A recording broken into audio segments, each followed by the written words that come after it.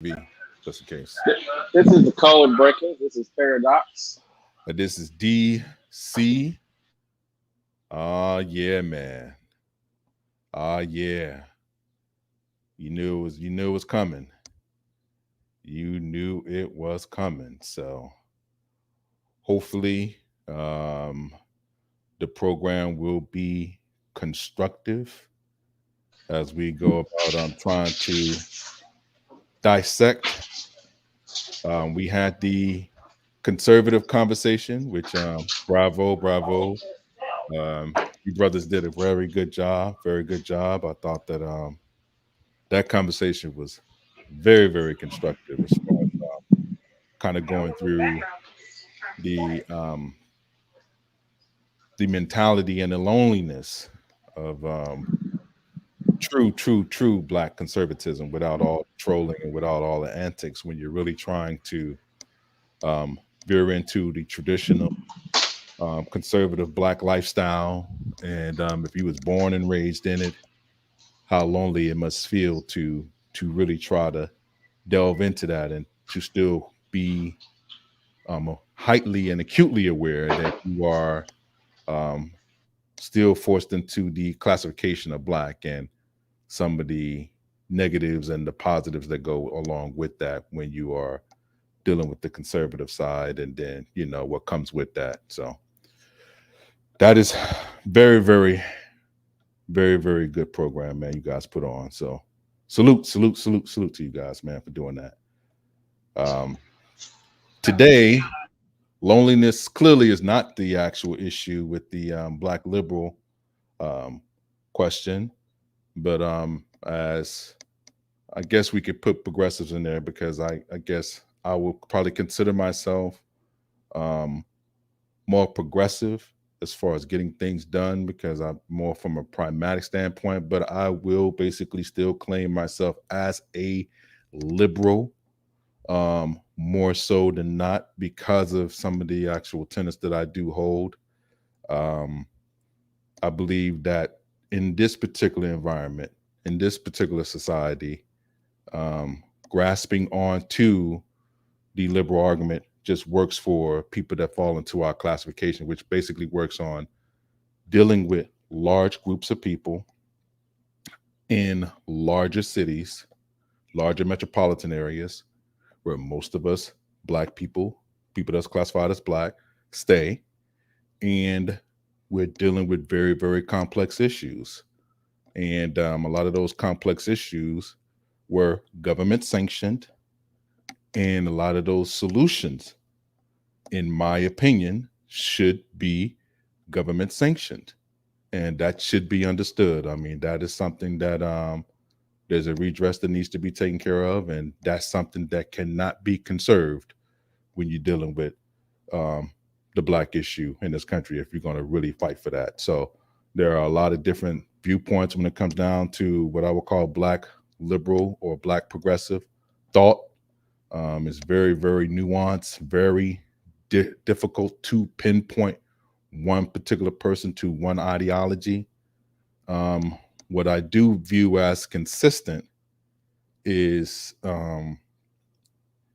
the mistreatment part. So, focusing on basically people getting due process, healthcare reform, educational, um, expansion across the board, improving um, social programs for people that are basically not as able to pull themselves up from an economic condition.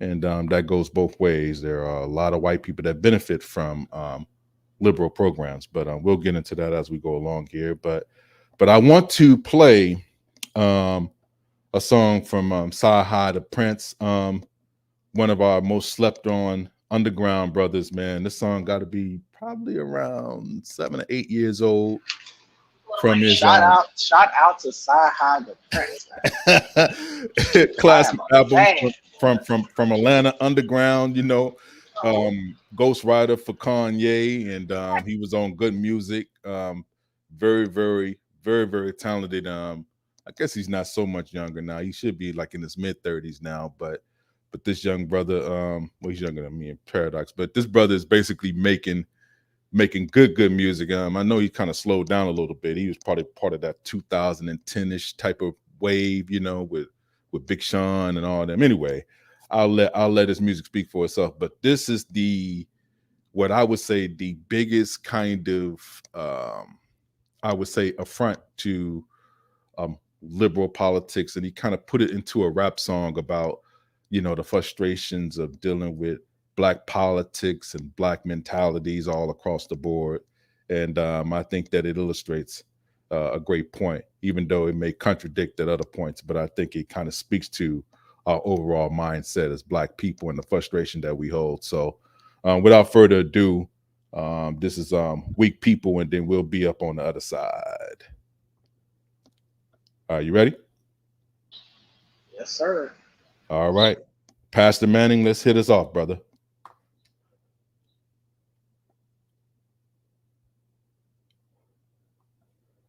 I think oftentimes when people hear me and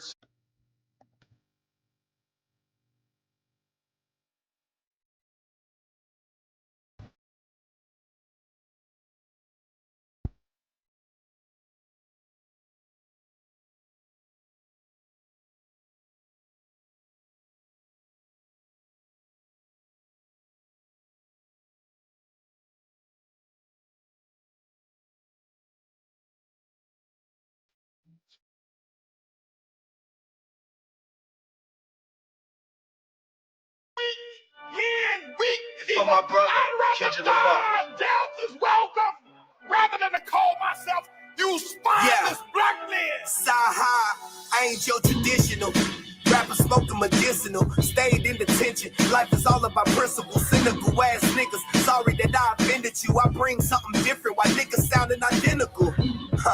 I'd rather drown in a swimming pool than to let you imbecile stop me from topping my pinnacle. Try me blocked by the genitals. Trust me, it's not intentional. It's the difference between a gangster and a criminal. Cause real gangsters can't do Breakfast Club interviews. A lot of you niggas don't own a business suit. A slave for every pair of Michael Jordan tennis shoe. But anywho, got your bitch walking around like she winning pool with no bottoms on, just the top of her swimming suit. What you gon' say when them niggas gon' try to get at you? Them in what army, or you just talking in general? Cause in the end, we all gon' die like them Seminoles, nigga. These niggas weak. I'm fucking up, these niggas weak. These niggas weak. I'm fucking up, these niggas weak. I look at the sorry state of Black men in America today, the destruction of the family, the loss of integrity.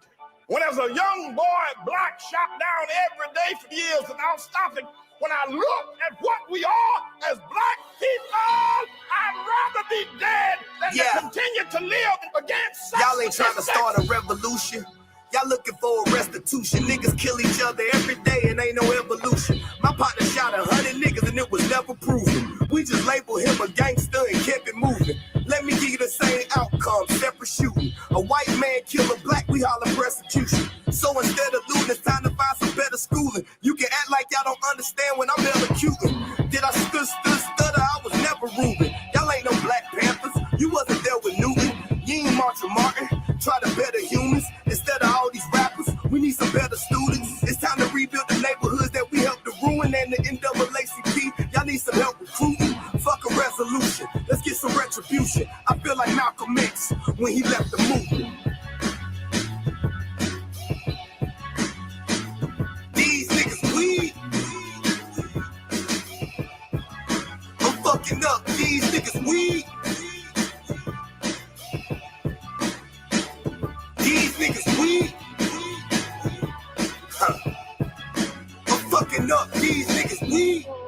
Yeah. Y'all know what it is. Yeah, I said it, nigga.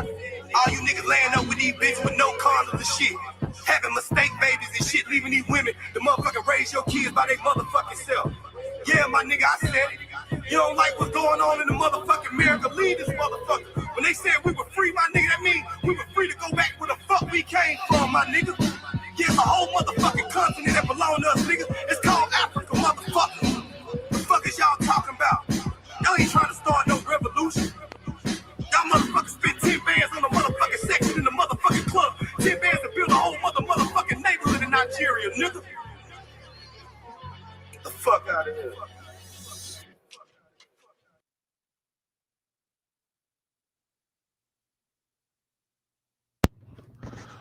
All right, all right, all right, all right, all right. So we're gonna go right into our next thing here. I want to kind of show a little bit of Yo, side high. differences That here. them We bars, did. them bars coming. he, he hit That's hard, what didn't he? rapping That is. thing hit That's hard. what, no, that's what rapping is. You know what I'm I'm not your saying? medicinal. Yeah, I'm not your average rapper on a medicinal. Yeah. You know the difference between a gangster and a criminal. Yeah. We're gonna die like them Seminoles, nigga. You know what I'm saying? Make them make a hard choice. And what happened to them? We don't get that. Do we get that now? I guess we do. Yeah, you have to go and How old was that? You said 7 years? that's like 7-8 years ago, man. Yeah. 2016-ish, 15, somewhere around there. Yeah, man. Yeah, that joint, and he has another one. That album right there, man, for sure. History, and then there's one NAACP. Yeah, got a joint with Master P Hook on it. He dope, man. Shout out, dope, man. Like yeah, hip hop is definite. Yeah, hip hop is not dead at all. It's just it's hard to find, bro. Very difficult to find, you know. But I think that he gave a good breakdown about some of the frustrations that people feel and things like that, especially when it comes down to trying to be active in a movement and just basically people not really seeing things for what they really are. So that's what made it. That's what made the actual song feel to me, because it was just like he was just fed up. Like, I don't want to be any of you. Listen, when I see the state of black people. For you guys that don't know, man, Pastor Manning, bro. Pastor Manning out of Harlem, New York. What's the man talking? I don't know how you can be inspirational and anti-black at the same time, but he seems to pull it off. So shout out to Pastor Manning, man, with his contradictory anti-black, inspirational self. So it just shows that dichotomy of the black male psyche, man. Want to help and harm all at the same. So it's just like different things for different people. You know what I mean? Different ways to look at the same type of problem. Yep. So I mean, that's life. That's life. That's what. Yes. That's life. Nothing perfect. Things are hard, complicated, contradictory. Yeah. Sometimes I gotta play the villain, to get the better result. But nobody. For some reason, people it's not taught that. We taught that butterflies and rainbow stuff. Not everybody, of course. You know what I'm saying? It's kind of the running thing. Of course. And it's kind of like people are good and evil at the same time. There is no good necessarily. There is no evil necessarily. People are playing different positions based off of pressure points.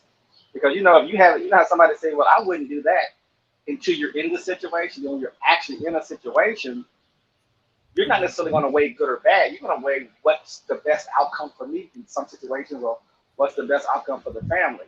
You may be doing things you don't want to really be doing. And for me to label you as evil to control you, obviously, you know what I'm saying? So it's very interesting. So what I want to do is go over this kind of comparison chart and look at the nuances between what liberal is and what conservative is, as far as well, not school. We're gonna get into the discussion, but I like to show certain things and then kind of go to the history of it, and then we can kind of discuss it from what the definitions are from there, because a lot of people don't know probably where they stand. They're arguing a position, right? It may come off as conservative, but what they're really asking for is more progression. You see what I'm saying? So it's not necessarily conservative that they're arguing the point. They're arguing that people are not being progressive enough, or they're not going far enough as far as trying to get something done to correct an issue. So you'll hear somebody complain about, for instance, Joe Biden and things that he does, and a lot of times, especially when it's coming from somebody that is classified as black, and you hear it, it could sound like they're basically trying to argue a conservative talking point. But the only reason why it comes off as that is because we live in this duality, this polarized political climate. So if you're against somebody that's so-called considered to be on the left of things, then you automatically are going to come off as being conservative. But that's not necessarily true. And then sometimes somebody that's arguing that point doesn't really understand that's what they're arguing. They're arguing for more liberal policies, and they can actually say, well, I don't like leftist politics. And it's like, well, no, you're not arguing about leftist politics. You're arguing about something that is not being progressively done. If you're arguing for reparations, that's a liberal policy. Definitely not conservative. Yeah, that's not conservative. That's not cutting it off and then, hey, get on with your life and then just let's move on. And that's why I wanted to kind of bring up the actual definition, especially when it comes down to the economic viewpoint about what government is supposed to cover. You know what I mean? Like that's what I wanted to kind of delve into before we get into the conversation. Because it's all multi-layered, and then it's all sort of connected, and it's also connected in a chain. You know what I mean?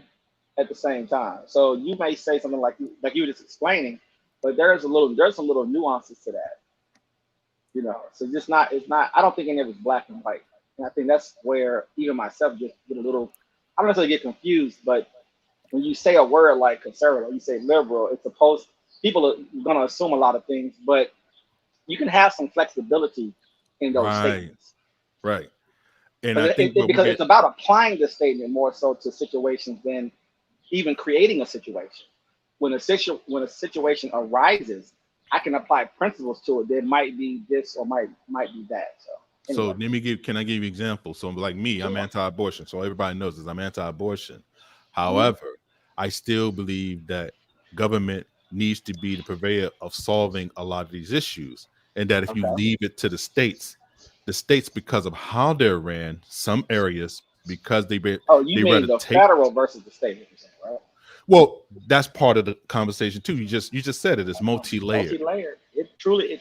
So when you deal with certain states may come off as conservative, but they have liberal policies that are fueling their economies. Yeah. Perfect example. Texas is a perfect example of this. It's always been that way. So they have a conservative culture, right? So the culture is cowboys and guns and good old boy, that type of deal. But underneath it, you got Texas Instruments, superconductors. No, I'm just saying, technology corridor, big money governments, businesses, white collar people, and that's what I'm saying. Like, it's not. And those cities that fund the state, right, that made it into one of the most healthiest states in the union are very liberal ran cities. Would you agree? As far as their government and their policies, I'm saying as far as how they run the cities. Now, I'm not saying about the culture, but the culture is one thing. I'm saying economically wise. Well, the culture is the layer, is that other layer. So I want to invite people up, sort of like how you did early, so we can kind of get into a discussion. So we won't get into a back and forth, me and you. But I did want to go through this really, really quick, the conservative and versus liberal, to kind of have people have a foundation about when they say they're conservative, is that really what you are, or are you just basically stating don't do that. Don't do that. Hold on, man. I know what your whole plan was. Come on, man. It's unfolded. Are you serious? Yo, hold on. Did I interrupt? I didn't even come up on your job. I didn't say anything. I knew you was gonna say this too. I knew you was gonna say exactly. I was waiting for that one too. You know me. You know me. I'm consistent. Yeah, I need Paradox to be quiet. I'm not gonna say nothing to him until he do it. But I'm gonna need him to be quiet. Man, he gave me 5 hours. I ain't swearing no minds here, bro. Like, this is not about swearing minds. I'm just showing. I'm showing the choice. Yeah. These are the choices. That's it. So let's go. So with conservative, right? Political views. This is like a kind of layered down in a breakdown, right? And you could tell me if any of this doesn't make sense, right? So right wing, anti-federalist, right? Smaller government, prefers smaller government, less regulation, most services to be provided by the private sector in a free market, which basically means the states and things that they have negotiated with the people that make money in their particular sectors or in their literal cities or things of that nature, and a literal interpretation of the Constitution. Now, I don't know about all that, but I will let you kind of speak on that conservative side. Does that make sense to you as far as the political views, as far as that's nice and clean? And the guy nice and clean, okay. And the guy who was on the last call, he kept asking, like, we never. I don't even think we gave him the definition, obviously, but he can, hopefully, if he's listening or is going to listen, at least he'll know what it is, because he was. I'm sure he already knows, but we didn't explain it in the perfect definition way. So I appreciate that. That's why I'm here, man, to kind of do a little tighten further, it up. a little further loose. Analysis. Hey, man, you keep it loose. You keep it loose. That thing loose and goosey, I purposely didn't want to do a definition on purpose, by the way. Just so you know. I know. You want to feel good, get that free feeling, Right. I don't want you to hold me. I don't want to be bound, because I think even Renaissance man was like, oh no, it wasn't Renaissance, the other guy. He was like, I need you to really tell me. And I'm like, he's trying to put me in that box. I don't want to be in the box. You want to be in maze. You want to be in that maze thing. I realize.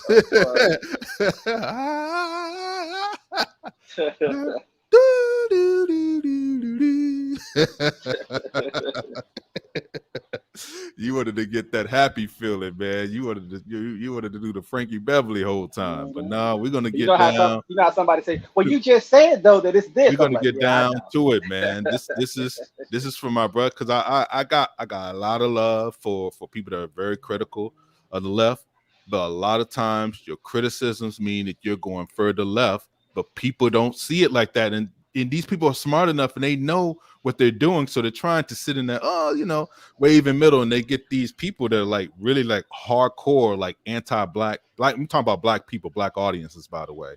They don't like other black people, don't like black people because they think that the so-called liberal means that you're anti-God, you're anti, religion. Well, we're both, to be honest, I would argue from a quote unquote race perspective, right? Race in parentheses. I think that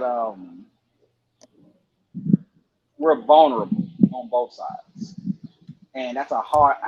I'm willing to admit that it's a hard pill to swallow. A hard pill to swallow on the right. People on the left, they don't admit that too much. It seems like to me. Well, it's too.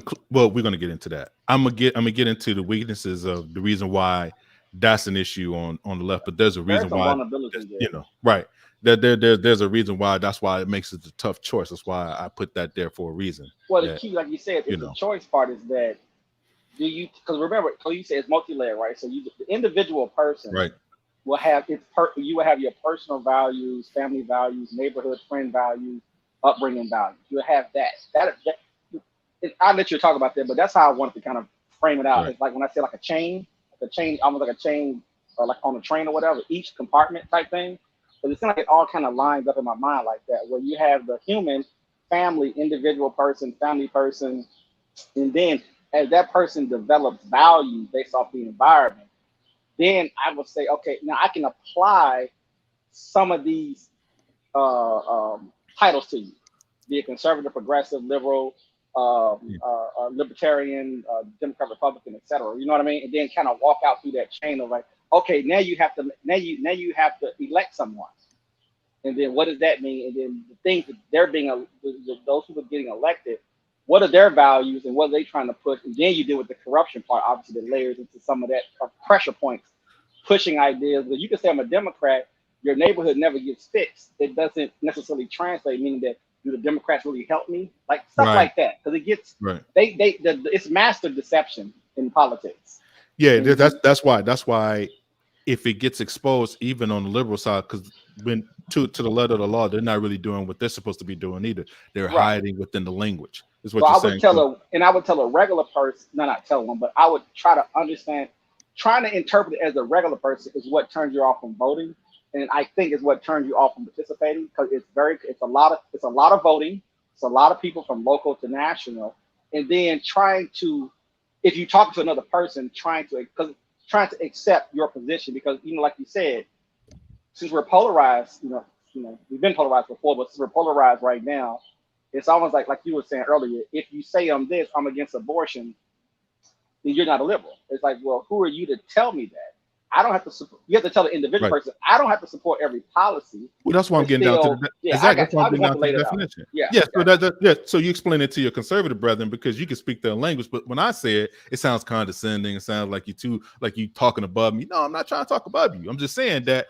Here's the thing, right? Everything that's been basically given to y'all are masters of deception now. See, we'll get to that. We'll get to that in a minute. Hold on, we'll get to that in just a second. Overthinking, super high level. Y'all be on some, man. Y'all be doing too much. I just do stuff all day long.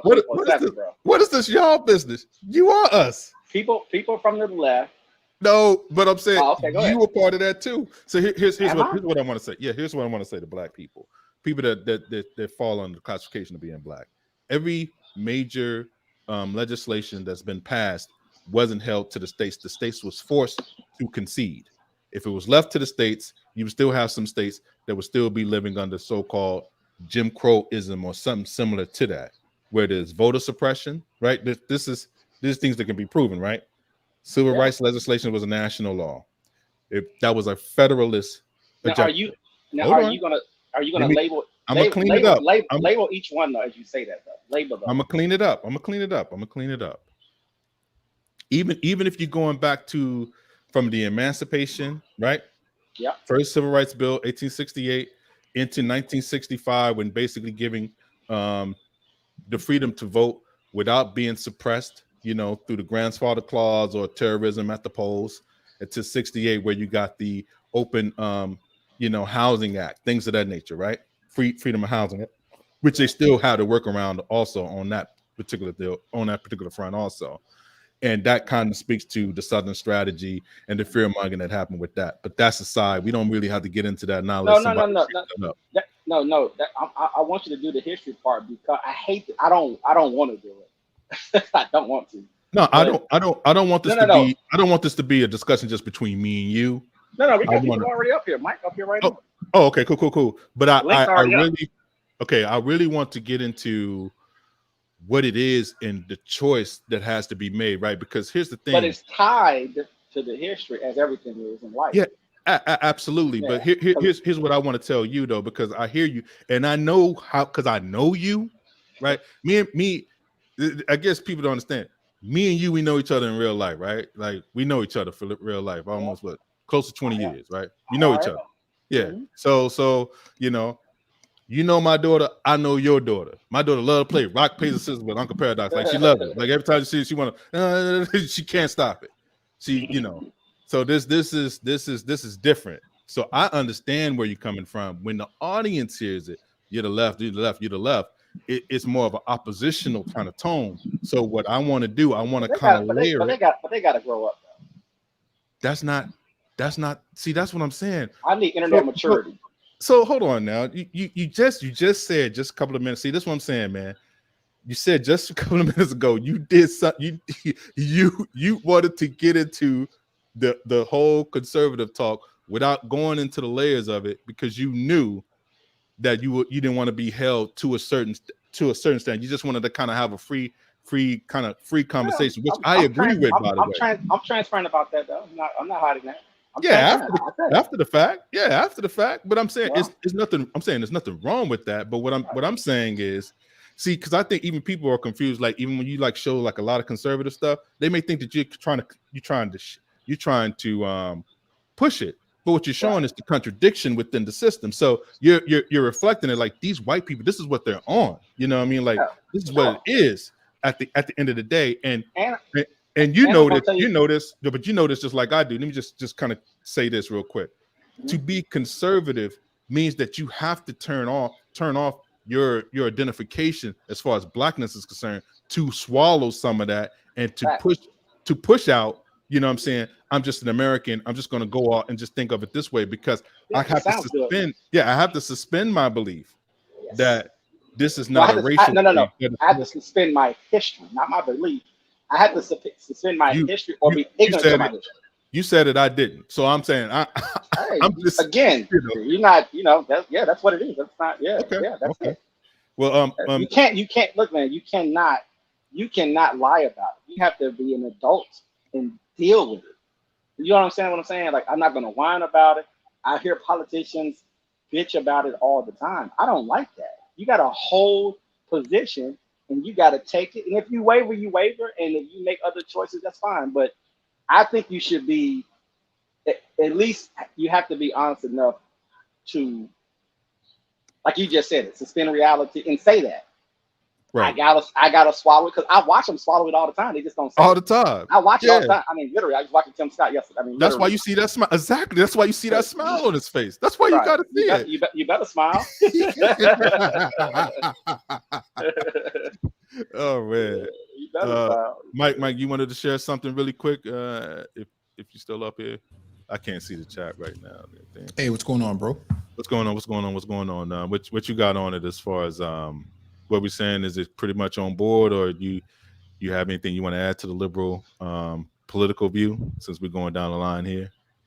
Yeah, I think Black people in America get typically thrown into the liberal category when in reality, I think coming out of slavery and Reconstruction, I think Black people were the benchmark of progressivism. And so I think that third perspective needs to be taken into consideration because I don't think that Black people coming, in Reconstruction were aligned with, let's say, the Southern liberals who were opposition to their freedom. And so I'm not sure if Black people fit directly into the liberal category. I think Black people are more about social transformation of the system itself. And I don't think that gets taken into consideration. Yeah, I think that would kind of liberal is sort of like a overarching word, but the word like you use is progressive. I think that is probably the best word to use for to push something for social transformation. Yes, that's perfect because you're trying to reform the system to the point where it's basically being better for everybody and working more cohesively, even though it's imperfect still, but it still works at its best when it's helping everybody or doing what is to the letter of the law, basically to give out services and things of that nature to people. Go ahead. Well, I look at it from, Martin Delaney, Right. Frederick Douglass, their critique of the system was in opposition to what most white liberals were already benefiting from, right? And so they were critiquing the system in a way that even if you go 100 years into it, Martin Luther King had the same critiques before he died, right? 68. And so Absolutely. I think Black people's critique of the system is critique of capitalism, critique of the bureaucracy as a whole, and just critique of their place within the system. I don't think you can place them in that liberal category, but I understand what you're saying. It's a catch-all, but I don't think that Black people fit right into that because I think that, the way Black men have been treated is different than anybody else, even the Native American, right? The cutting off the genitals, the lynchings, don't look at me in the eyes and, get off the sidewalk. That's a different perspective that Black people have and Black men in particular have. And I don't think you can fit them into that liberal category. And so that's what I'm saying overall. I think that there should be a different perspective taken into consideration when you use these sort of terms, especially when it comes to Black people. So we're going to go to the economic views. So with conservative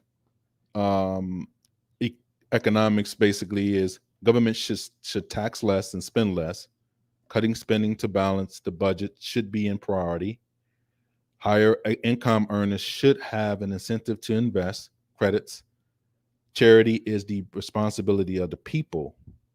And on the liberal side, it says government should provide more services to the less fortunate, like healthcare, and increase taxes if necessary. High income earners should pay a larger percentage of their income as taxes. Now, this is where so-called I think that white people that are higher earnings, especially where they kind of diverge between the two, this is probably where they kind of like go their separate ways politically, is how they view what government should and shouldn't do as far as dividing up the pie and giving out social services to different people. So back to what you were saying, Mike, kind of like the white liberal seeing themselves as sort of like in a parentalistic kind of viewpoint of sharing out a little bit of the funds to help out the poor Black people, but never lifting them up enough to where they'll be their equal, right? And then to the conservative, where it's totally like you're just outside looking in. And then if it's up to us, then we just cut you all out to the veers of society. You know what I mean? Like you're going to basically just fall off by the wayside. We don't give a damn about you anyway. So it's that kind of duality when you're dealing with that economic bridge. But to speak to the liberal side, there's one side where that argument can be made, and then there's another side where it cuts you off from your other side of the group, which is your larger group of people that look like you, that basically share your history, that you're cut off from when you have these kind of economic conservative views. So do you guys agree with that, or do y'all see it a little bit differently? Yeah, I agree for the most part. I do think. Hello? I heard some feedback. So I just wanted to mute up. So Hey, what's up, panel? what's going on, Renaissance, man? Hey, what's up, DC? What's up, Paradox? What's up, Mike? What's up? No, I quickly wanted to add to this as well. I think when you talk about liberal versus conservative in the greater scheme of things, I think you sort of see this philosophy reflected out over how they operate and choose to govern on many issues. Like you see in general with conservatives, they very much have that. I almost look at it as like liberals almost believe in carrots and conservatives believes in sticks to a certain extent. That the way they deal with issues, the way they respond to that, you tend to see that philosophy at a most basic level sort of played out where conservatives very much are very punitive in how they like to go and deal with problems or address them, versus you see more of liberals, at least at times, taking a more a carrot type of approach of, hey, I'll reward this behavior, I'll do this, do that to try to get this achieved ends. And I think the economics and all of that kind of extends out from that philosophy overall. Really, economics, social views, a lot of those things I think really go back to, if you get people who are really, really philosophically into their positions of why they believe the way they do, I think a lot of it gets back to human nature as well and how they view human beings.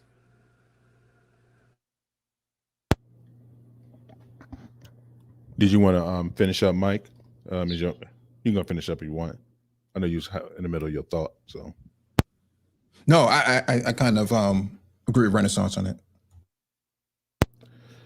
Do you have anything, Paradox, you want to add to that, or? Nope. All right, so let's move on to social views, because I think this is where most of I think this is probably economic views is probably what separate white people in the voting booths. Clearly, the social views is what separate most black people, specifically black men, in the voting booths. Now, I think that when you're dealing with both of these choices here, this is why I say it's the tough choice, because yeah, I would probably lean conservative, but I understand the idea of equal rights for everyone, that people don't need to be mistreated because they choose, to live their life a certain way. But that doesn't mean that you should get special privileges either. So I'll just go through these talking points, and then we can kind of go into a little bit, go into it a little bit more. Conservative on the social views is opposed to gay marriage, abortion, embryonic stem cell research, support the right to bear arms, death penalty, and personal responsibility as an individual. Liberal, gay couples to get equal rights like everyone else, in other words, marriage, abortion should be legal, support embryonic stem cell research, support restrictions and regulations around the right to bear arms. Right. So this is where it really becomes difficult, because I think this is what really gets brought up a lot when you talk about liberal views.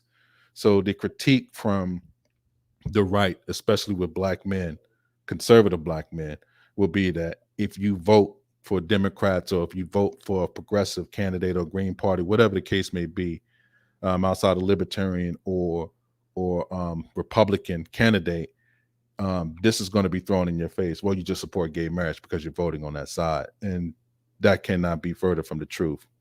And that's why I say there are hard decisions that you have to make.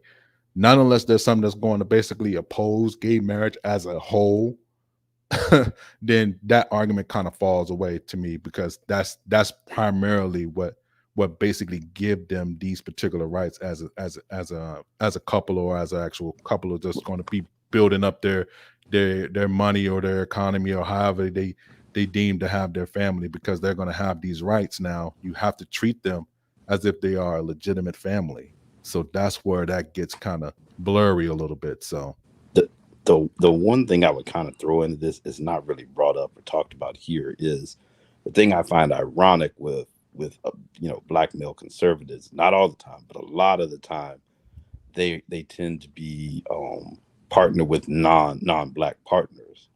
And the thing I find most ironic is having those views is that, when it's not stated here, but that's a social view for a lot of white conservatives as well too, is that, they can't say it as much because it does not bode well in the social sphere of where we are right now in 2023. But a lot of people still think like that and feel that way, and that's dating outside your race as well too. So I always find that quite interesting when you look at the actual rate that black men date, marry non-black people, to have this sort of socially conservative view, but then not acknowledge that those very same people you're aligning yourselves with really have a problem with you dating outside of your ethnic, your racial group as well. do you have anything, Mike, you want to add to this? Or Yeah, I think that from this chart, liberal ideals tend to be in response to conservative ideals, because the idea of gay couples to get equal rights like everyone else, that's a recent concept. That's more of a 21st century concept, not necessarily a 19th century or even early 20th century concept. It's wasn't really a part of the lexicon of liberal ideals. And so, what's interesting is that they oppose to gay marriage, but then, you look at the recent bipartisan bill that was just signed, in the House, you see that at least 15 conservatives actually supported it, gay marriage. And so I don't know if this chart actually can be leveraged, in regards to its modern ideals today, because things move so fast that even something like gay marriage that typically wouldn't have been supported by conservatives is actually being supported by conservatives today. Right. And I think that's really, I think what it's speaking to is just kind of like the general idea of what the argument is. I mean, we hear it here in the space all the time. Like, what's the one thing that you hear when people talk about liberal policies and liberal politics is either black women support, right? You're supporting the black women wholesale, falling under democracy, or you're supporting LGBTQ policies, but that's not the overall idea of the whole thing. It's just part of the umbrella that falls under that particular party, because that's where those grievances go, more so than on the other side. You see what I'm saying? Yeah, I agree with you, but I think it's also misplaced, right? Because it's an easy way to dismiss what's considered to be the left by making that assertion. Go deep into that. What do you mean by that? Because if the idea here is that you support the left, you support liberals, you support Democrats, then you support Black women. But then if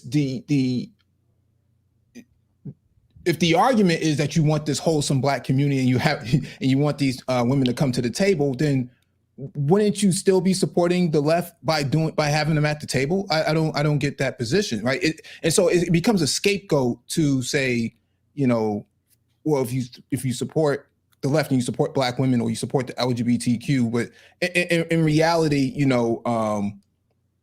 these are not things that are on the ballot, right? These are not ideals that are on the ballot that can be debated or even voted on, right? It's just not something that's tangibly, you can't do anything about it, right? It exists and it's not something that's really a political action that can be taken. And so a lot of the time, I find that it's a deflection from the overarching goal of the social transformation that Black people need and that they've been trying to work on the last 200 years. So do you think there should be like a different tab here that kind of speaks to social transformation or progressivism that's more in line to reality than say like these cliche slots here that's kind of like, it's kind of like in a broad brush about what is conservative, what is liberal. I did this for a reason, by the way, but I wanted to kind of like don't you need to keep the restriction. No, Don't let anyone out those two boxes. No, I'm not against the two categories that you're using, but these are social structure dynamics, not necessarily things that Black people can actually latch on to. Like the idea of a Black conservative, if you go through American history, there's no such thing as a Black conservative in reality. Yeah. It doesn't even exist from the 1700s all the way up into the 1900s. There's no such literature that you can find that would actually align with with conservatism. Well, you would have the arguments now. Who's going to be used as the biggest Black conservative in our history would be Booker T. Washington. People will use him as a hallmark of the beacon of true Black conservatism. The problem I think you run into with that, even with the Washington angle, is even though I looked at him as more of a progressive, but go ahead. No, I would too, because like he's still advocating for social change. Like it's hard to find a Black man or a movement of Black men or Black people that are saying, hey, the status quo is fine. Now, Booker T. Washington, his philosophy is basically the status quo will change via Black people being self-sufficient, obtaining skills, and then gaining full rights that way. So he is not satisfied.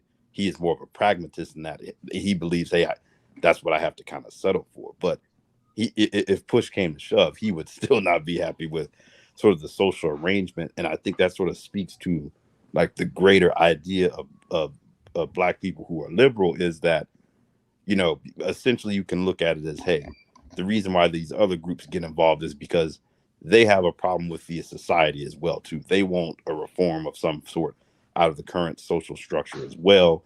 You may not see eye to eye, but you do agree that things need to change. And if you can find common ground to move those things forward, you align with that. Otherwise, you're basically a minority group that splintered off, don't really have any power to affect change. And I think that's what's sort of missed, is that when people are getting together, it's the left is basically an element of fusion politics to a certain extent. Right. That you have people with differing ideologies, different viewpoints that want some sort of change, and it's like, okay, where can we agree on to go and push forward for change, and let's go for that. And some groups do make more progress at faster rates than others. Yeah, because it's a duality thing. So there are a lot of conservatives that support gay marriage. So that's why it's kind of, even your regular run-of-the-mill conservative person that deemed themselves to be conservative or to lean right in voting and politics or whatever the case may be, they may be fully on board with gay marriages, gay relationships, equal rights, everything. I think where the line draws is where the push, I guess, for this particular kind of deal to where it becomes, in their eyes, woke politics. And to me, that's the fear that you was talking about, Mike, earlier, that there always been this fear of complete change here in this particular country. So they want to kind of hold everything kind of in place to a degree, or slow things down and keep things like how we used to do. You hear slogans like, make America great again, that kind of deal. Like, well, what are you talking about? Like, make America great again, like For how who? it used to be. Yeah, that's what I'm saying. For who and when and where? Like, what are you talking about?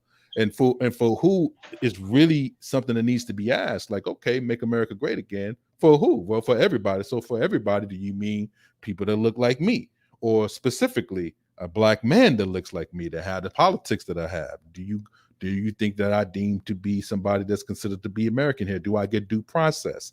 That's what breaks down. See, everybody deserves due process. I think everybody agrees with that.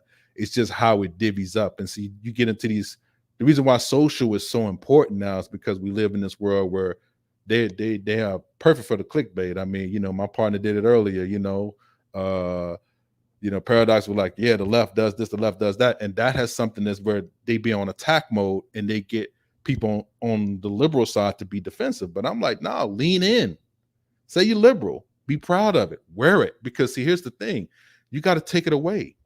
Because I can still be liberal and still be against gay marriage and all that type of stuff, but I don't think they should be mistreated. That's the thing. Yeah, that's the That's only thing that it is. That's it. I Go mean, ahead, MOT. Go ahead and give your opening thoughts on some of the stuff we talked about. I mean, most of these people just should be banned from the conversation anyway, or even be banned from even talking to them about the issue, because they don't understand the issue. Go ahead. I mean, they don't understand the issue. So what they do is they ask for information on the issue, and then they just walk away from the issue. It's kind of like setting up a chess table for a pigeon, and then the pigeon just walks across the board and just knock all the pieces all off the ground. Like, why not just set up this table? If the people are really just dismissive, like they just go to reductio ad absurdum in order to participate in a conversation that is inherently progressive. At the end of the day, they know that they won't change. They protect themselves by actually not knowing the history. And then they come to a conversation without a historical standpoint, and they just mob, gaslight, and bomb throw, and it's just be like, look, you're just not qualified for the conversation. Have a nice day. And then you just keep going with the conversation as if the person is not even there. No, you just not even address them, or just mute them, or just drop them from the panel completely. But that's what should have been happening all the time. Like where I'm from, you didn't have these Black Manosphere type dudes coming around just talking about crazy shit. If you talked about politics in a certain way that was subversive, there were consequences for that.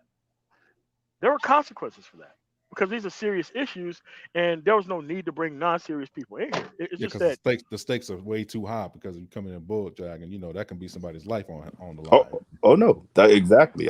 Someone said it the other day. I think they said it best. He said black people are usually voting for their lives a lot of the times. Like, whether we like to say it or not. I mean, in Mississippi, especially, we talk about in Mississippi up into the 70s and the 80s. That's a very real thing. Very real thing. But what they do is they are not comfortable enough with just saying, I have no idea. And on top of the idea of not having any idea, they get the explanation. And in order to keep their upper hand of ignorance, they just pretend like the conversation didn't happen right in front of their face. Well, see, that's the reason why we're having the conversation, because I think that what's hidden, right, in a lot of the grievances, and I'm gonna say this because I'm gonna bring this name up, and this brother, like, I don't want to, we're not going to talk bad about him. I know you guys may feel a certain way about him, but he's I think he's still subscribed to our channel, TD Hip Hop Media, right? TD is a friend of the show. I would say he's pretty cordial with me and Paradox, like since the very beginning, actually. So with him, when he critiques the left, right, he's speaking to what you talked about, MOT. He's really trying to push it more progressive.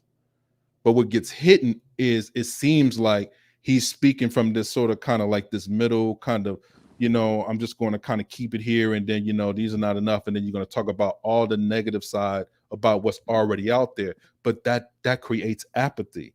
And I think what happens with a lot of Black people, Black men in particular, right, is that it's easy to sit and do the complaining thing.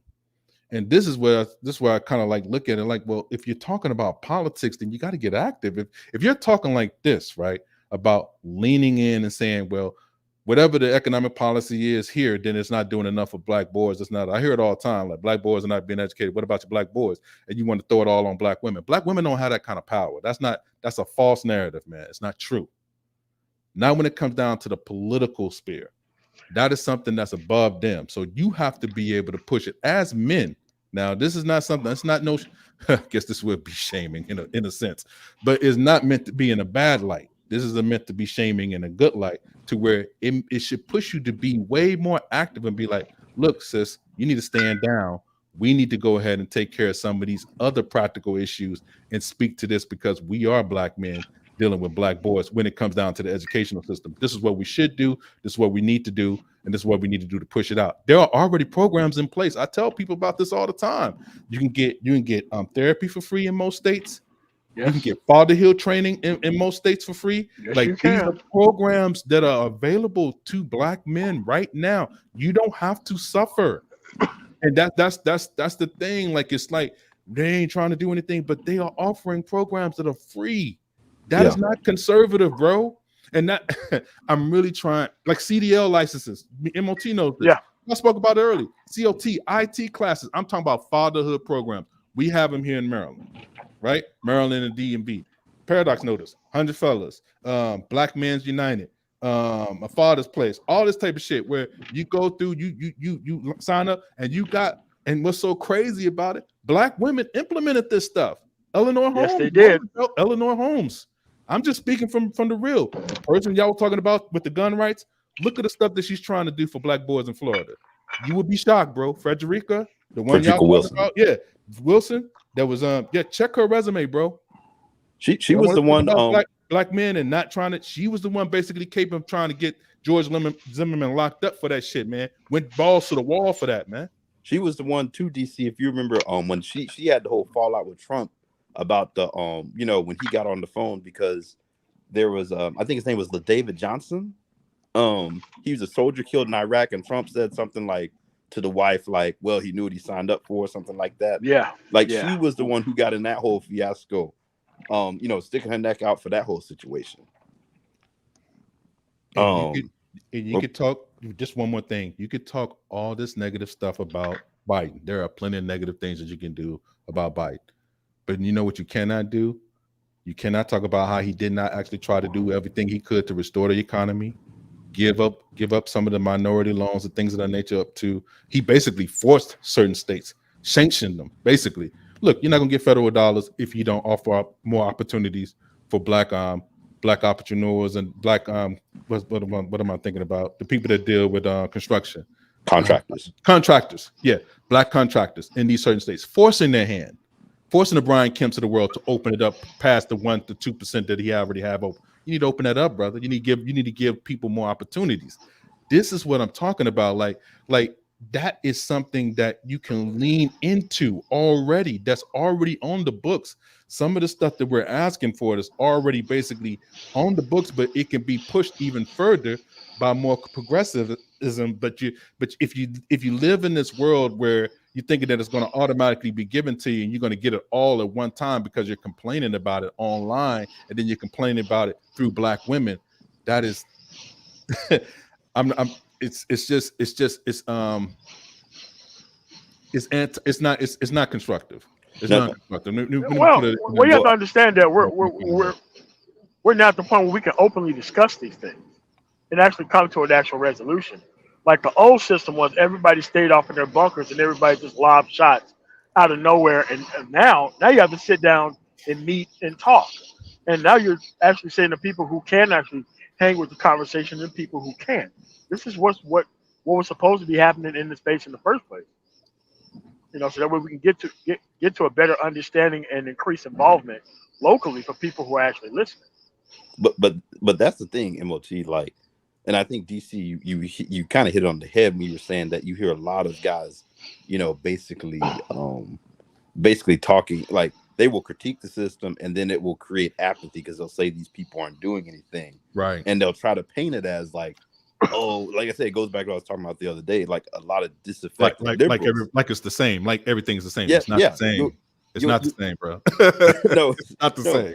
No, you'll get that. And I'm just like, I think it goes back to people don't know how to engage, because I'm like, if you look at, because I'll hear people say, oh, well, we need to just vote Republican one cycle, this, and I'm like, what? I'm like, no other group does this. I'm like, if you look at like the Tea Party or any of these people on the right, they did not talk about voting for Democrats to get what they wanted. They realized that they had to go and basically remove some people from positions who they thought were obstructing their agenda within their own party.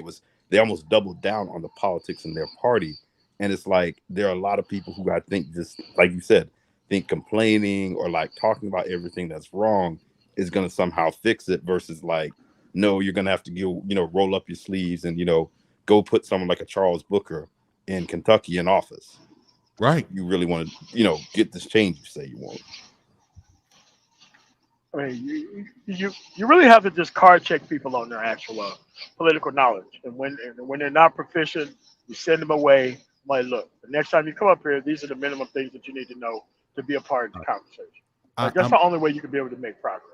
I'm open for the conversation. I'm open for even you not being as aware. You know what I mean? I know you don't have the patience for that as much as MNT, but here's the reason why. Because I say the more you get them talking, right, the more you can't hide. That's the thing. So like I'm trying not to be as harsh, because I see that gives them an out. Like, oh yeah, you're just gonna talk down or bad about this, and it's not about that really. It's about really trying to even speak to your points about Black people not doing, what needs to be done, what really needs to be done. So okay, how do we get there? How do you see us getting there? Like, what are some of the things that you want? So when you get down to the things that you want, Black boys being more educated, getting more funding and contracting and things of that nature, being able to get educated sufficiently enough to where you can have your independence and have your jobs and things of that nature, being able to hire other Black people, things of that nature. They're doing things that are basically self-sufficient. Yeah, there are things in place already that's doing that, but what group is actually, doing it and what other group is not actually doing it? That's what you. I don't think people understand that politics is about environment. Right. The environment and the setup. But people are like, oh, Mississippi is this. I'm like, yeah, Mississippi is extremely conservative. Probably the most conservative place in the country, if not for West Virginia. And it's like, okay, do you want Mississippi politics running your actual place? Oh, wait a minute. You live in a liberal area. You don't have to worry about that, do you? So it's like, on one hand, it's all these social issues that are not on the ballot, like the Black women and the Black boys thing. Like, Black women affect actual housing taxes that actually fund schools. That somehow putting one of these dudes in a house with a Black woman is somehow going to make the outcome all the way better without worrying about the resources that actually go to the school. Like, it's frustrating because these are the same issues, and we have the same complaints against the same issues, and I don't know what you do with that. I agree. Mike, I know you haven't said anything in a while. Do you have anything you want to add to it before we move on to the next slide here? We can move on. Paradox, you got anything you want to add, man? I know it's saying like you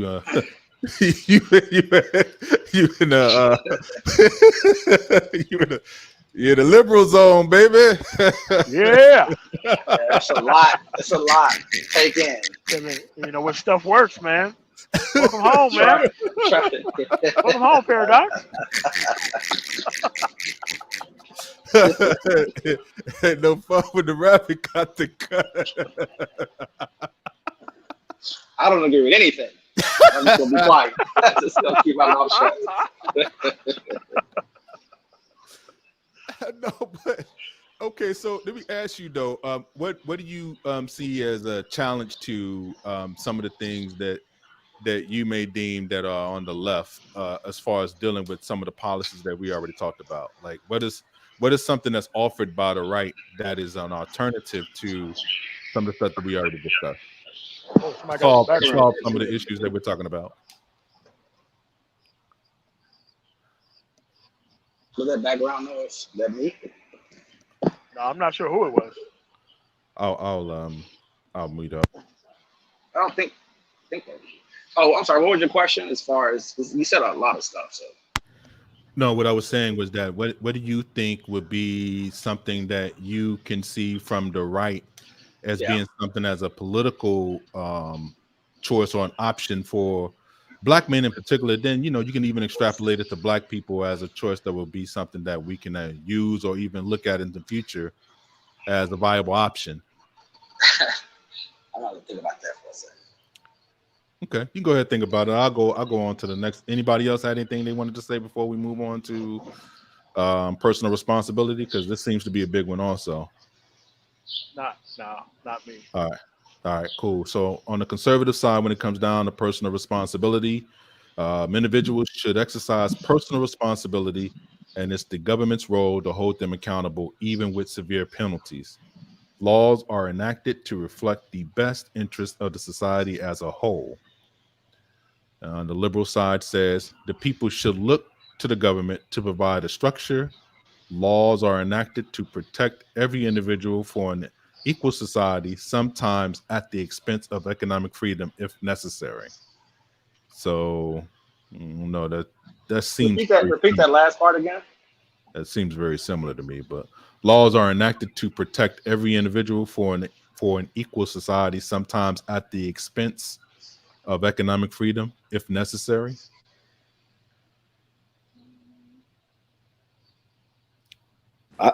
I slightly disagree a little bit with only the part about sometimes at the expense of economic freedom. I think you can sometimes make that argument on the right, going back to what we were talking about, like insurance companies in Florida, like the fact that the federal government is the only entity that will sell you flood insurance, or the fact that somewhere like Texas, for example, when they had the whole grid issue, that was essentially them not plugging into the federal grid, and then a disaster strikes and you need federal money and everyone to sort of bail you out from it.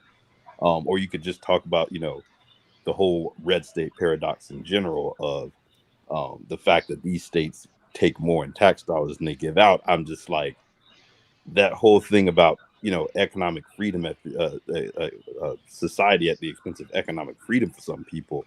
I think sometimes that happens in reverse, where people really get to do things that if they really had to feel the full weight of the consequences of it, people would feel differently of it, and we as a society sort of pick it up. So I think some of that happens on the conservative side as well.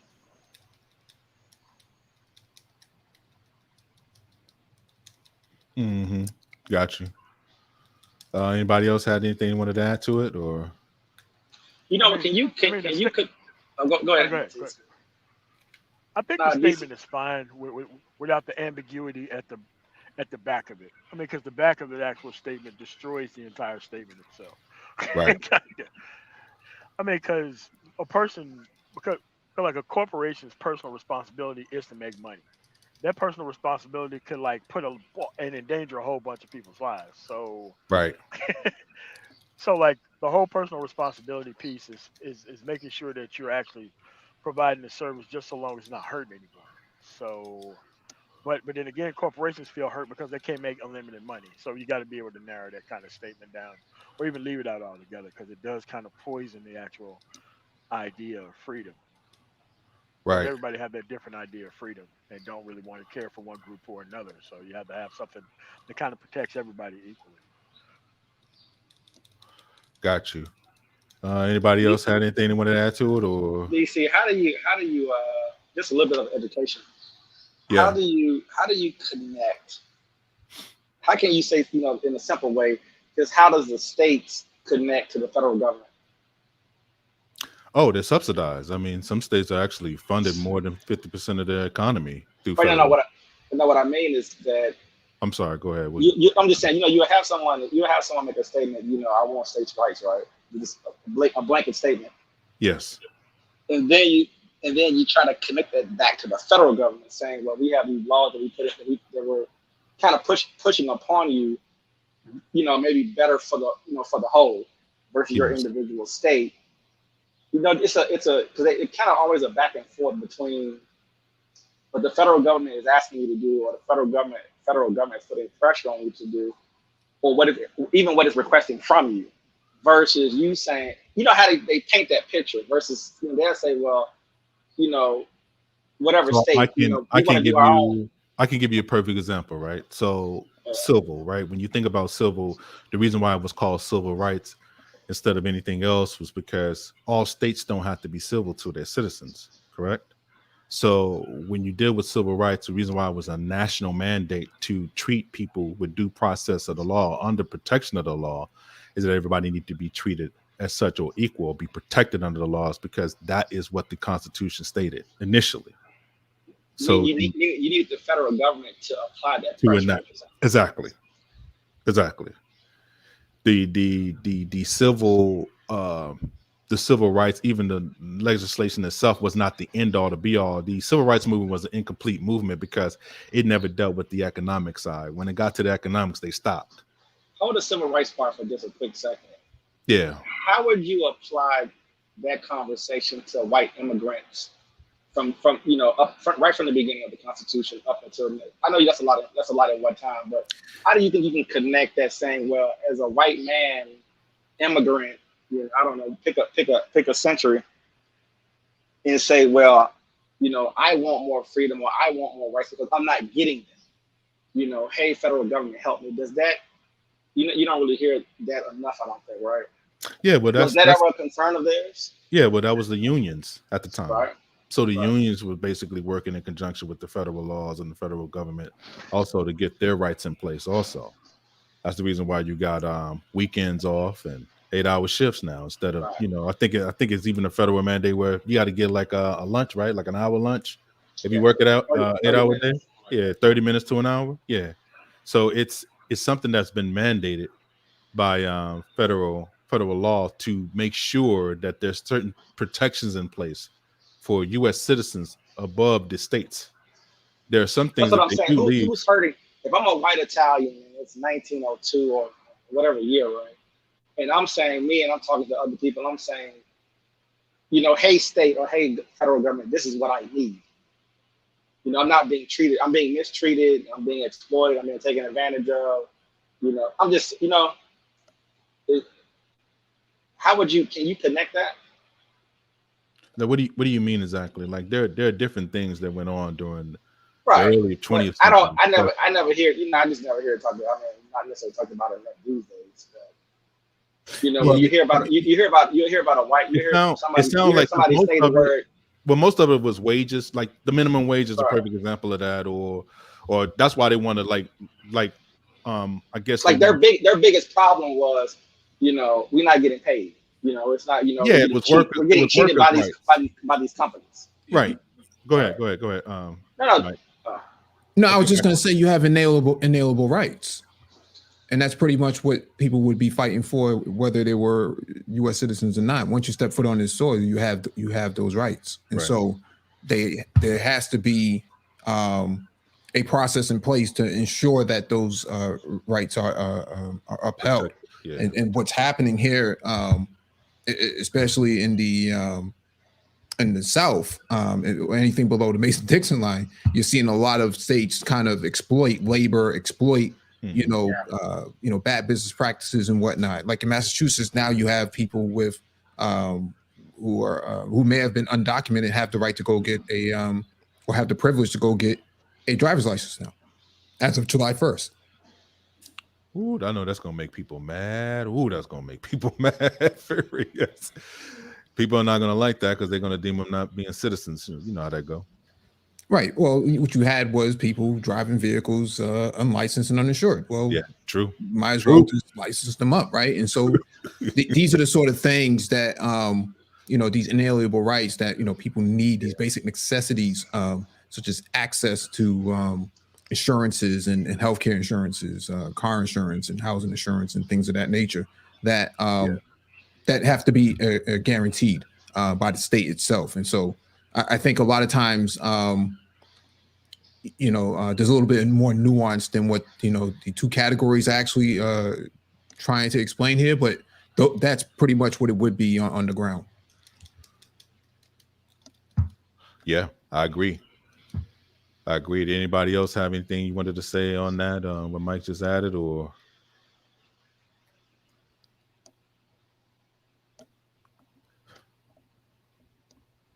hello?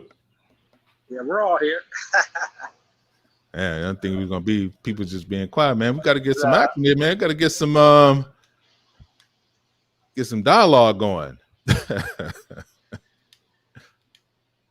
you were saying when you think that for a black person, a black man, he's fighting to be just a human. Right. He's fighting to be, yeah. Just looking at the two different sides of it, that's all. I agree. And looking at where the federal government had to come into play, you couldn't just rely on some of the things that they claimed that was in existence at the time. You had to leverage the federal government. Yeah, because it was a federal mandate to put people in these particular situations, and then it had to be a, federal and state together, basically putting a certain group, in this position. So they have to actually correct the problem too. It has to be something that has to be mandated. The protections.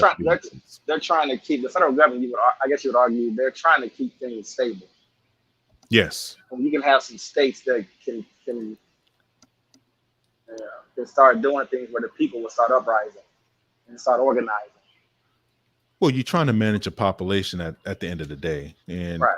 You're trying to make it what's going to be the most efficient way of dealing with that. If you're going to include black people into the economy and working, and you're going to, give them equal protection under the law, you have to change some things, and that's been the painful aspect of trying to deal with that socially and economically, and then trying to keep things the same also as far as like the power structure. So it's been a kind of like trifecta dealing with the certain freedoms and things of that nature as far as across the board, dealing with black people and black men in particular. So that's the reason why black women get scapegoated as being to blame for black men's angst, Well, is it that one of the goals is to make, say, an Italian man comes to America, is it his responsibility to make himself American, or is it the system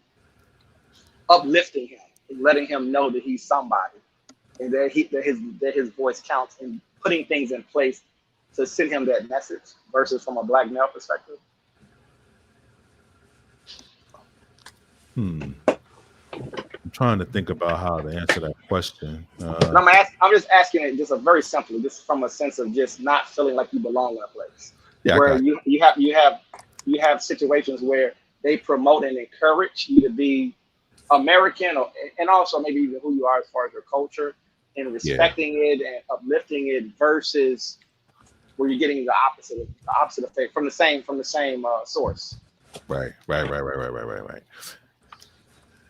You got to remember. Oh, go ahead, Renaissance man. Oh no, I wasn't. I was going to ask a kind of follow on to that. So go ahead.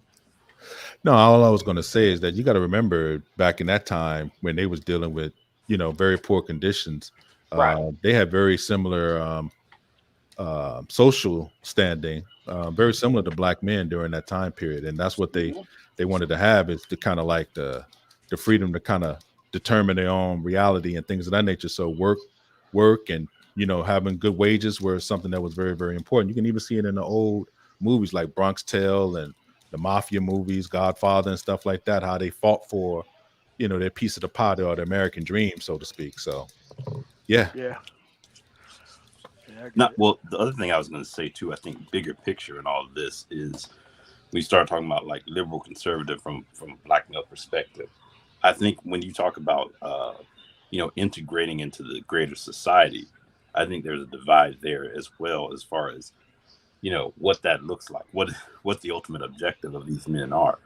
I think, and Paradox can correct me if I'm wrong on this, but for the most part, if you take a black conservative, he's, for the most part, being content being basically integrated into the society from the standpoint of he wants the same thing that, other men want, the same standing of, traditional household, man goes and pays the bills, all of those things basically falls right in with the average everyday, working man in America. Versus, I think when you look at someone who's Black and is liberal, there tends to be a greater consciousness of, hey, I have a problem with the way America operates in the sense of being integrated into it in its current form is problematic. There may be like a consciousness of Pan-Africanists, a consciousness just of Black people in the world in general, and how the U.S. deals with them, not just inside the borders but outside. Some emphasis probably on things like necessarily on history, on I'm not cool with the way history is presented within America, and me falling into that sort of that box that it sort of puts you in. So I think that's another thing as well that sort of distinguishes big picture when you all talk about just the idea of whose job and where and how to integrate into society is do the men in these different camps, is that a goal? Is that something that they really aspire to, or if they do, how is it done and how does it differ? And then Ty, then you were saying about when I was saying suspend the civil rights party, I think about the roadblocks that get put in place to keep you from, I guess accessing. I guess I'll let you define it. Accessing, having full access to America. Because I'm assuming you would argue that we don't have full access. Even trying to define what does full access mean.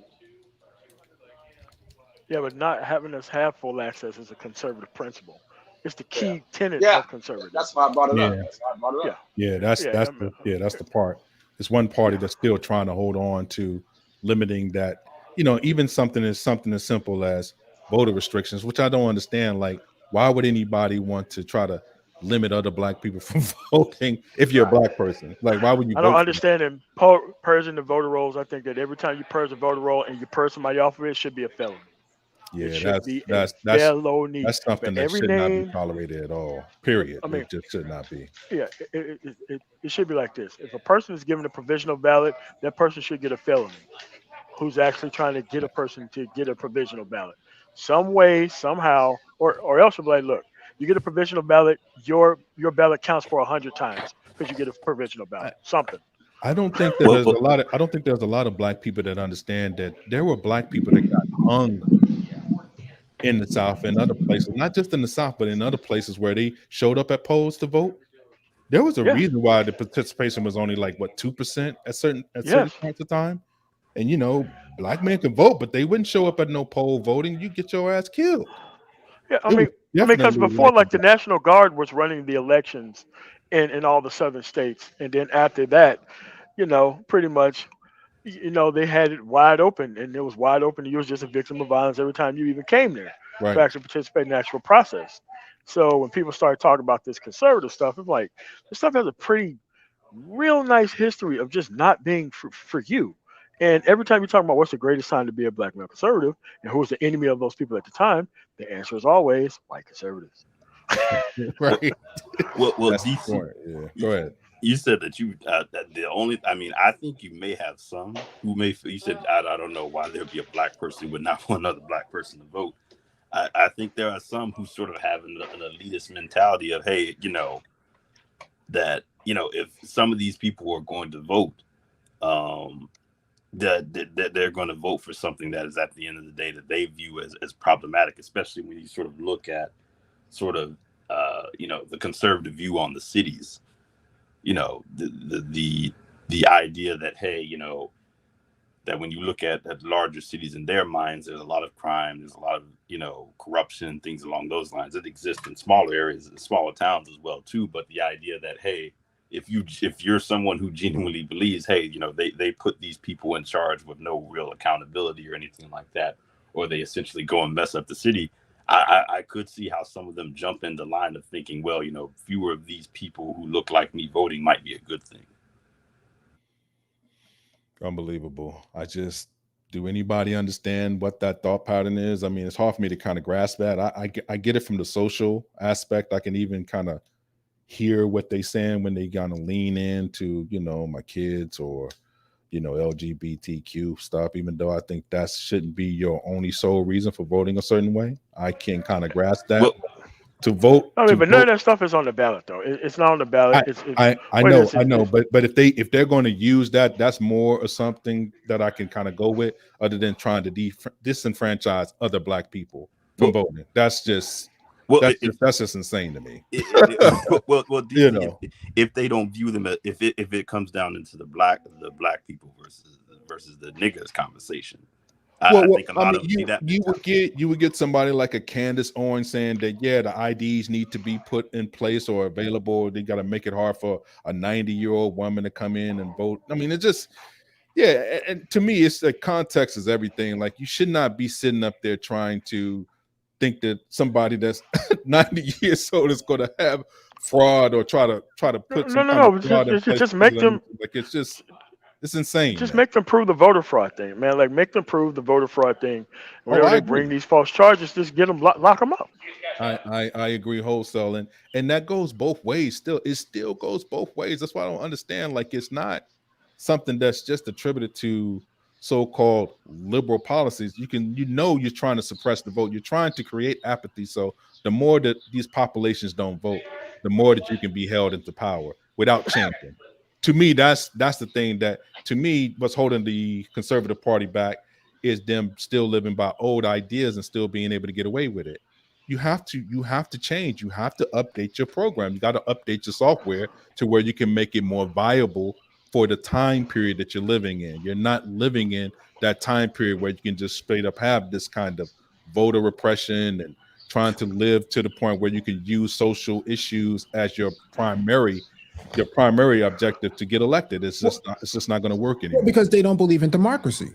Yeah, and they don't. And that's always been the contention between Black people and conservatives. That conservatives just by and large don't believe in don't believe in democracy for everyone. Just they believe that the system belongs to them, and they create this sort of social structure within their mind and within society that denies Black people the opportunity for upward mobility. And so how do Black people who speak to these issues, how do you identify with conservatism? It doesn't make a whole lot of sense. But it's the hierarchy. Does that apply to white people as well? I beg your pardon? I said, does that statement apply to white people as well? I would say it. Oh, yeah. It should millions of apply white folks being disenfranchised and voting, and millions of white people are being stopped and not being able to get on the economic ladder as well. Well, whiteness carries its own social capital.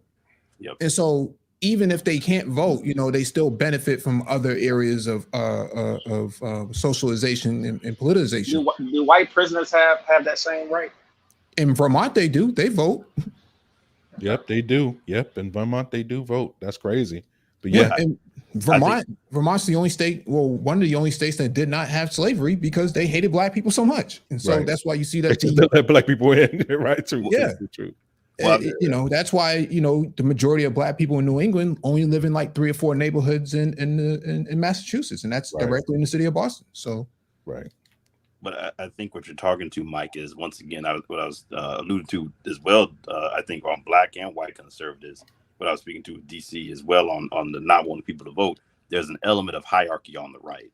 That's right. How they operate. There's an ingrained, hey, these people are better than these people, and however you slice it. Whether it's, hey, I'm a Black person, and then there's niggas argument, and I'm not like them, so therefore, if you're suppressing their votes, it doesn't bother me. Or the same mentality kind of exists in the white conservatives of, hey, I'm the elite of white America, at least in my mind, and what the rest of these people think be the poor whites or even middle class whites. If you're someone like maybe an Elon Musk or something like that. And non-whites as well is relevant to me, that I essentially should be running the world. It's that mentality that is pervasive. Right. I agree. DC, you doing a lot of agreeing over there, man. I mean, I'm just saying. I mean, I don't have to do too much talking, man. Can you shoot the right some kind of bell? I have I won't say that most conservatives don't consider themselves Black conservatives don't consider themselves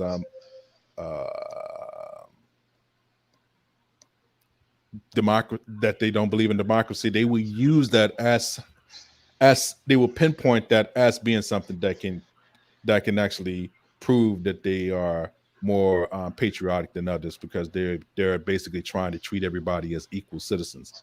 When it comes down to the ID rolls and things of that nature, certain laws of voting suppressions and things of that nature, like they don't see that this is basically strategically placed in lower income communities across the tracks in certain rural areas where the only Black people stay. They make it so hard for them to vote in these areas where they got to drive upwards to like 1 to 2 hours to vote in some places. I mean, that's Yep.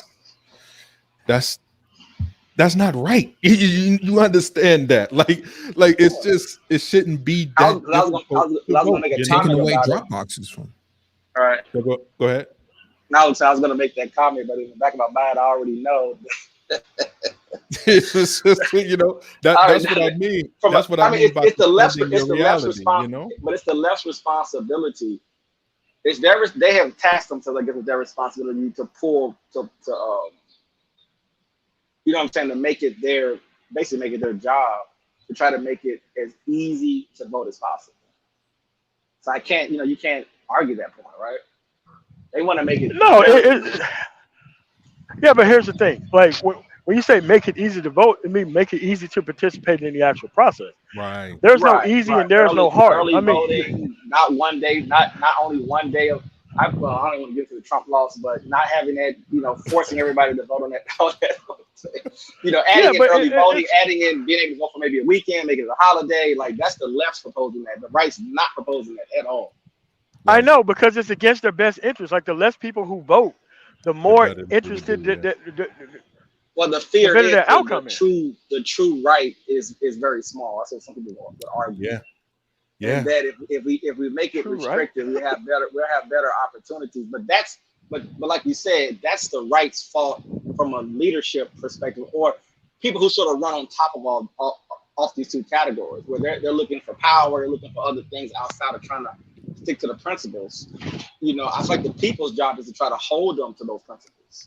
And it is always going to be a struggle. It's always going to be kind of a push and pull situation, because people are always vying for power. Right.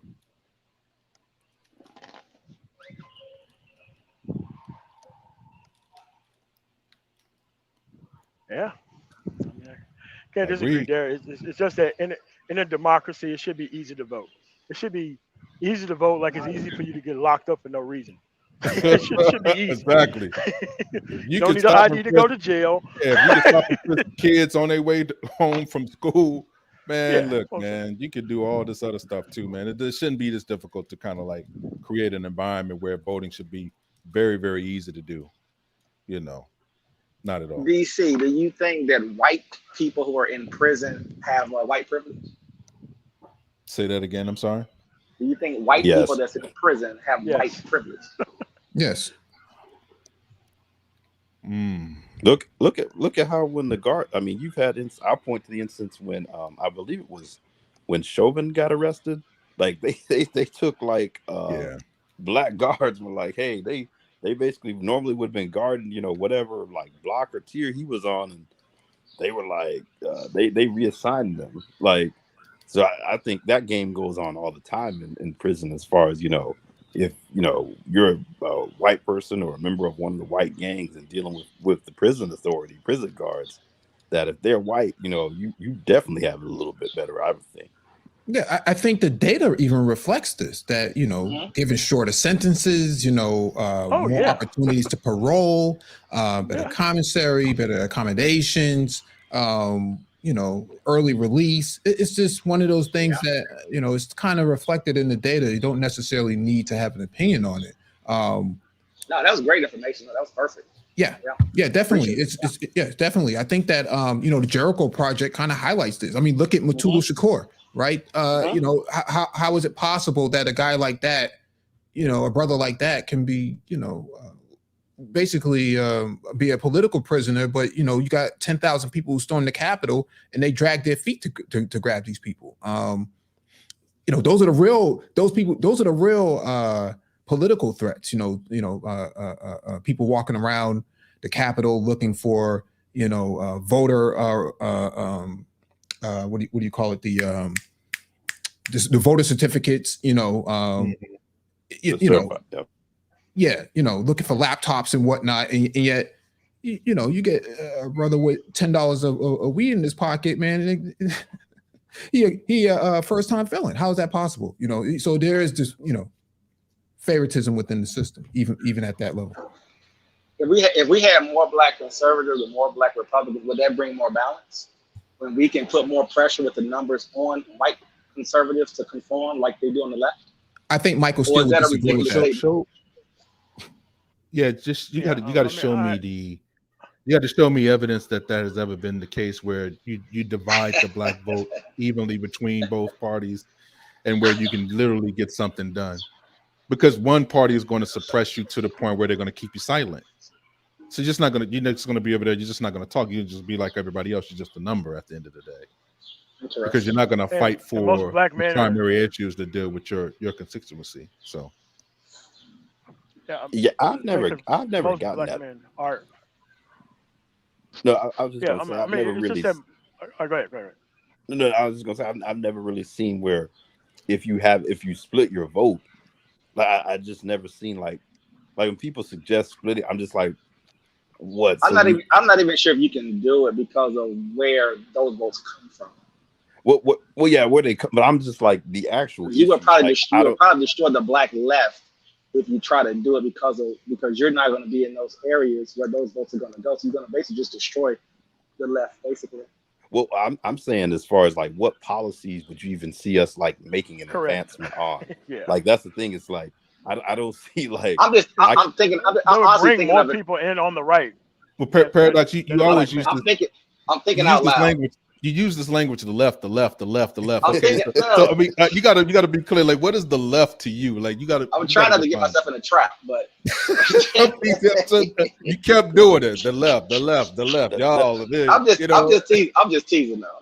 No, I watch politics all day, so you know you can't help it. You just pick up on stuff. That's all. But no, I hear you. It's just because you're not the only one I've heard make that argument. I've heard plenty of people. Well, we should be in both parties, and I'm just like.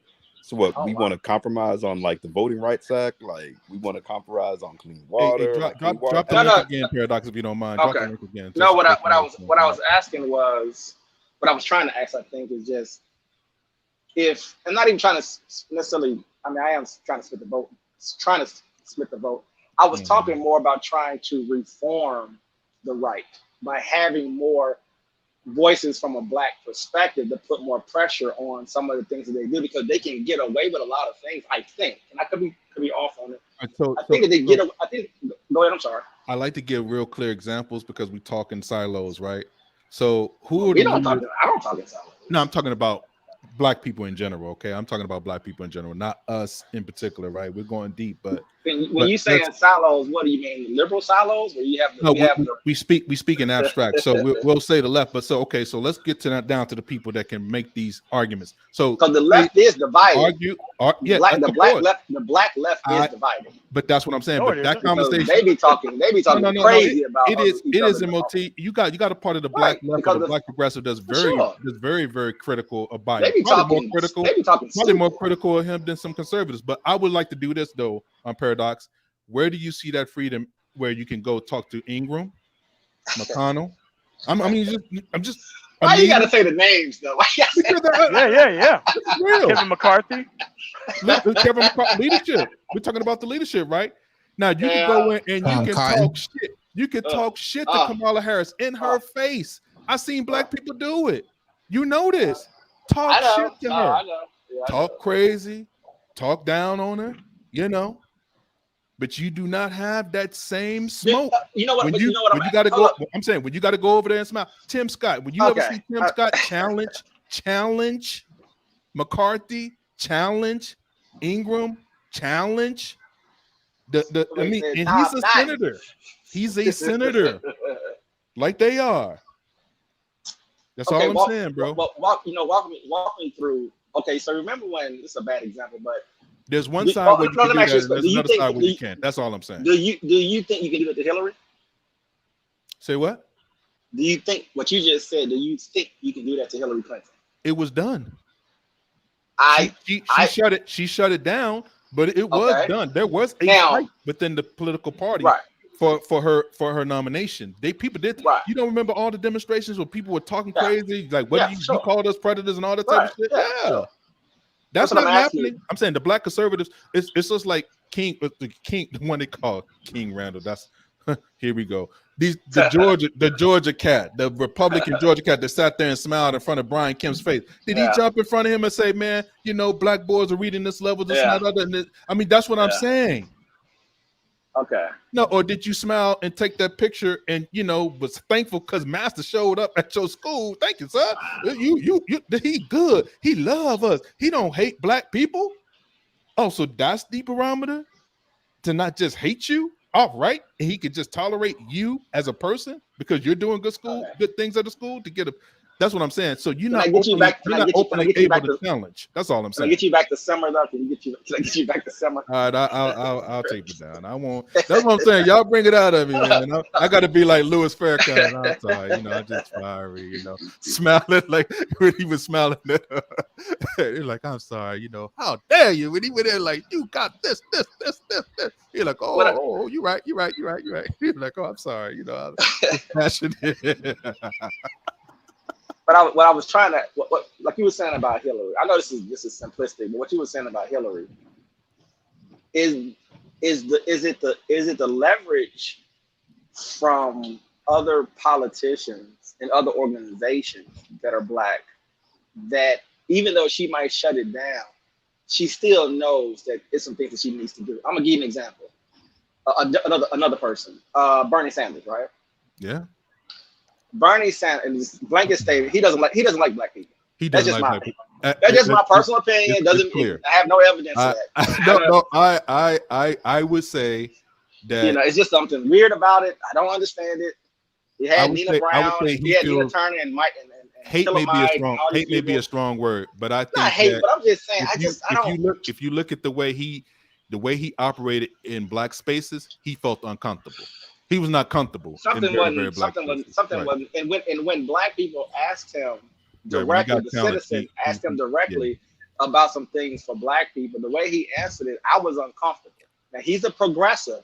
He's a part of the progressive wing, which fights with liberals and fights with Democrats all the time. Now it's a divide. It's a strong divide. They have very, very far left beliefs that a lot of Democrats don't agree with. That's why you have the interactions, including black people who are on both of those sides. But what I was saying was that even what they have those infights, you know, the money, you know, you're going to bend to a lot of obviously the finances, but it puts Bernie and it put Hillary kind of in an interesting situation to sort of highlight them and kind of see what it means to be, you know, white versus the other people, right? Because they know they have to deal with you because of how everything is structured. So the pressure's there. Right. From the right, there is no pressure. They can say anything. Matter of fact, I'm watching them recruit a lot of people. And like you said, black people who have been regular black folks who haven't been convinced, just in conversation, right? No legislation here, just in conversation.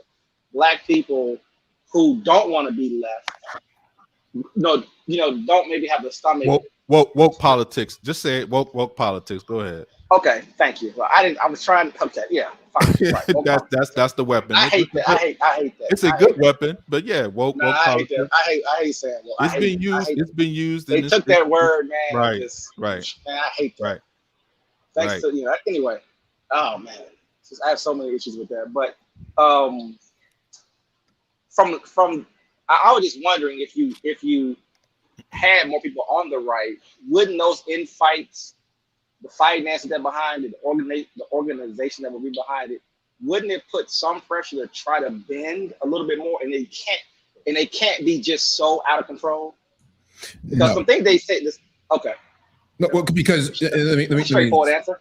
Yeah, let me just expound on that, because the whole objective is to deny you opportunity, is opportunity hoarding, resource hoarding. That's their main objective, is to subjugate you, force you into subordination through subjugation. And so, I mean, they have no real reason to do it. I mean, what are they going to gain by having that conversation with you? I mean, they don't need to necessarily have it. They already have enough, non-black people that's going to come in and actually prop up their campaign. So, Well, and the other reason, just from a rights perspective, is that they're making it very hard by having to gerrymander, do all this, running a lot of propaganda, and trying to hold on to their white voters.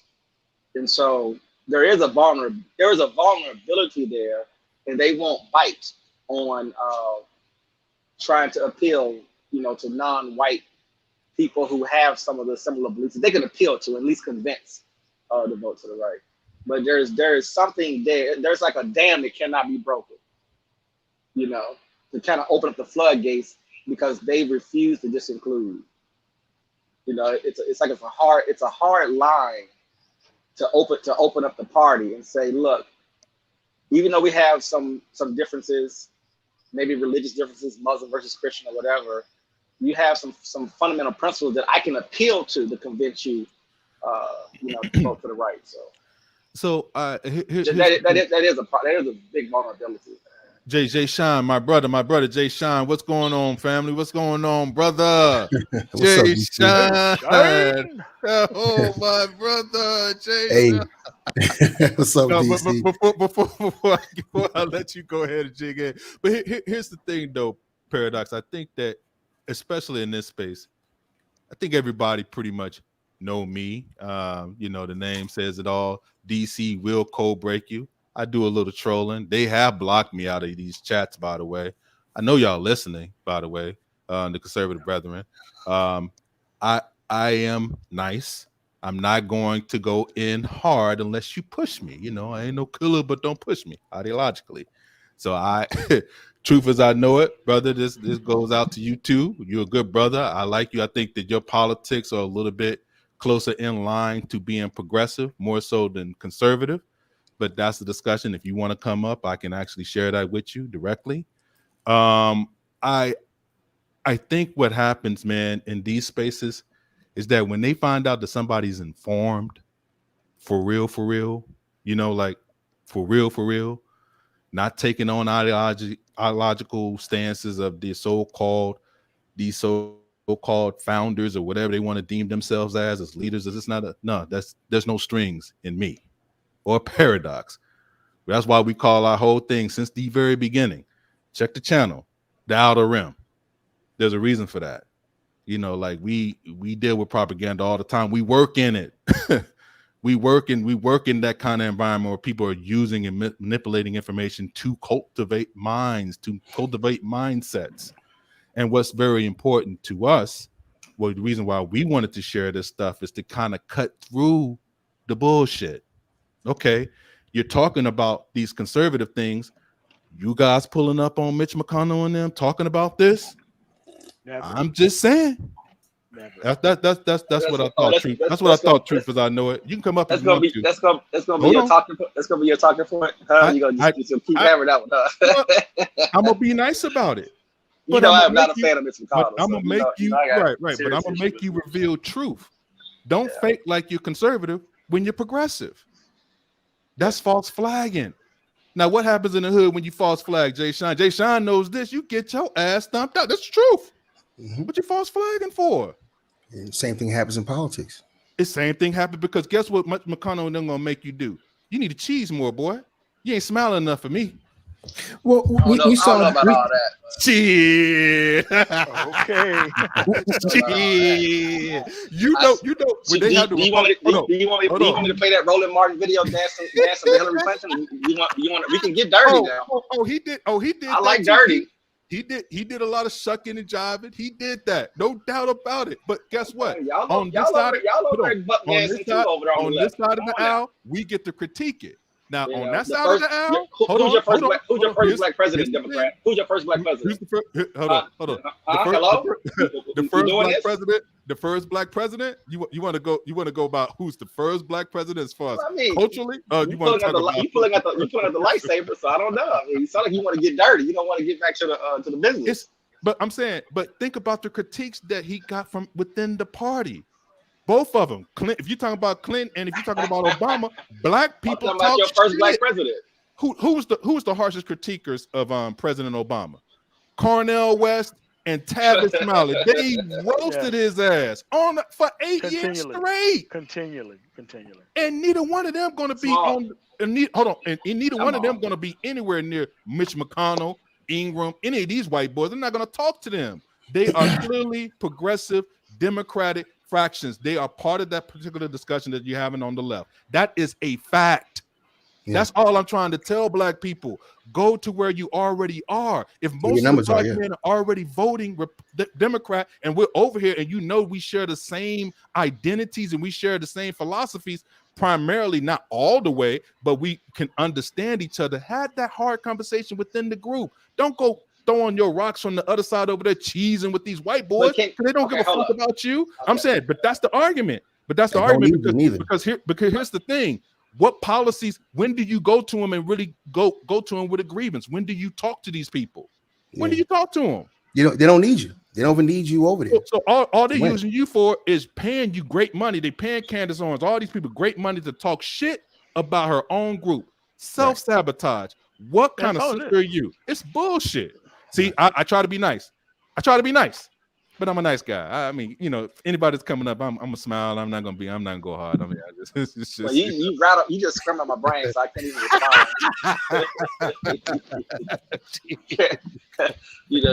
Candace Owens, well, that is a problem. So you is not gonna get me the cake for that monster at all. Or PragerU as a whole. Matter of fact, God! Are you kidding me?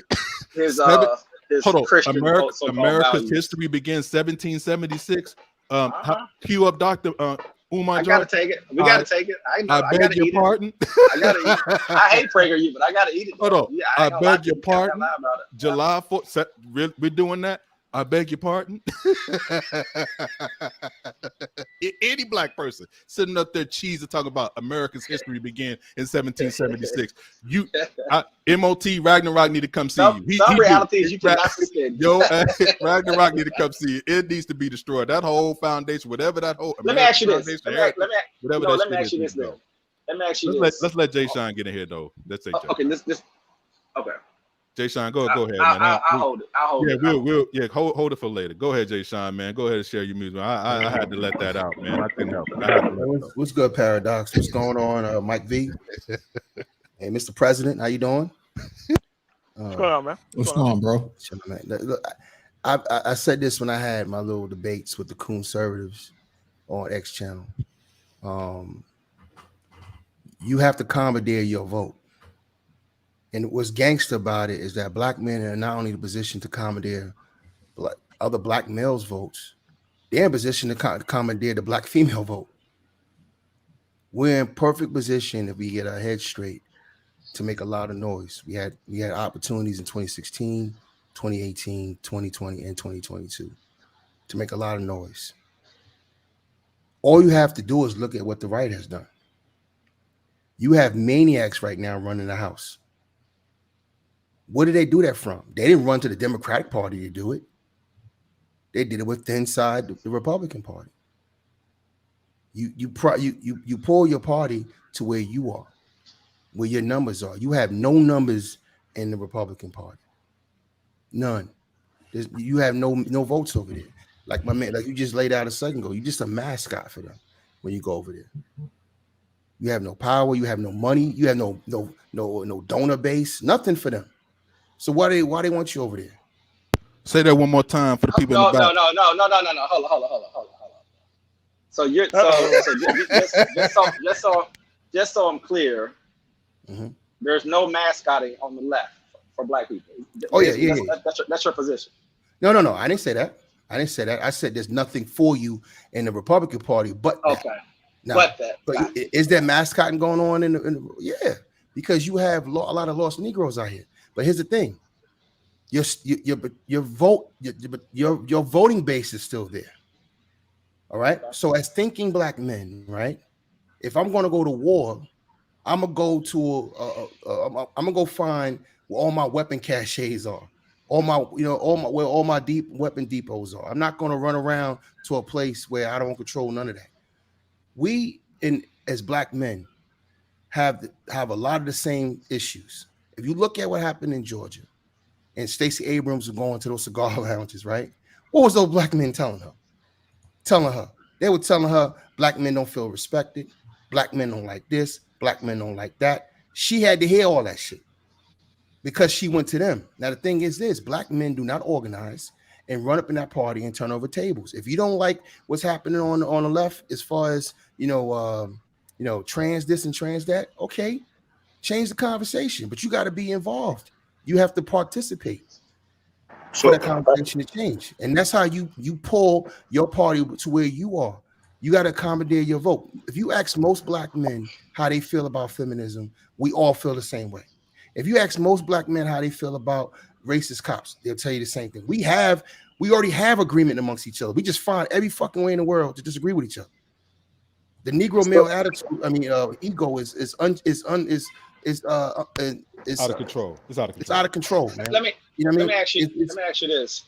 Do you think that, I think somebody had mentioned earlier about the hierarchy from the right.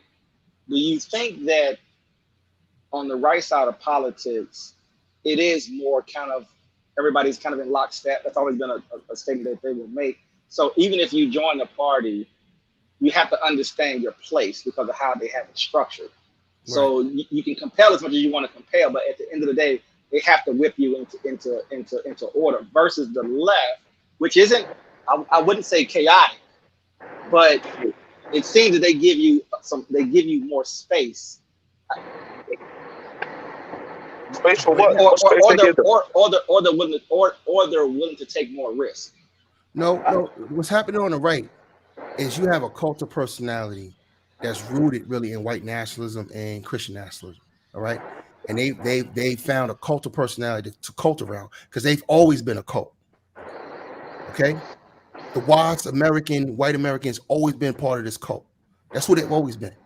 And now you're dealing with a more immature generation that really doesn't have the dynamic, mental fortitude to really carry out what they're doing. That's why you can forecast what they're going to do on the right. Look what happened to Marjorie Taylor Greene this week. You see what I'm saying? This is how rigid it is over there. Now we have a lot of things we can do on the left. First of all, the progressive policies we have to be behind. There's no policies coming out of the right. There's nothing coming out of the right. The left is the only thing governing right now. The Democrats are the only thing governing the country right now. The only thing is keeping regular order. All right. I'm talking about they're the only ones keeping the fucking light on. So you are pro-feminist. Huh? You are pro-feminist. No. I'm pro-progress. Why not? All right. I'm pro-progress, and I'm pro my people. Come on, man. If they have the policies, hold on. If they have the policies that's going to put us in better shape, then I'm with that. All right. You know what's funny is y'all sat there on the Black Brain Trust and y'all completely missed something, and I'm shocked that Mike V missed this because Mike V is one of the sharpest brothers in this space, but I'm shocked he missed this. Y'all were playing that video from Bernard Rowley when that conservative bitch boy Nate was talking about how black male unemployment was his lowest when he was in office. Black unemployment is at its lowest now. Right. So where's his? But it doesn't get noticed. That's fake news now. It's fake news. It's fake news. It just shows you that caught a personality. I'm just trying to find out. I'm gonna stop. I'm trying to find out. No, I'm gonna stop. Go ahead, man. Go ahead. No. I'm trying to find out what representation are they getting. What are you talking about? What representation in the black community? What are you talking about? I'm trying to find out, and I'm asking the question.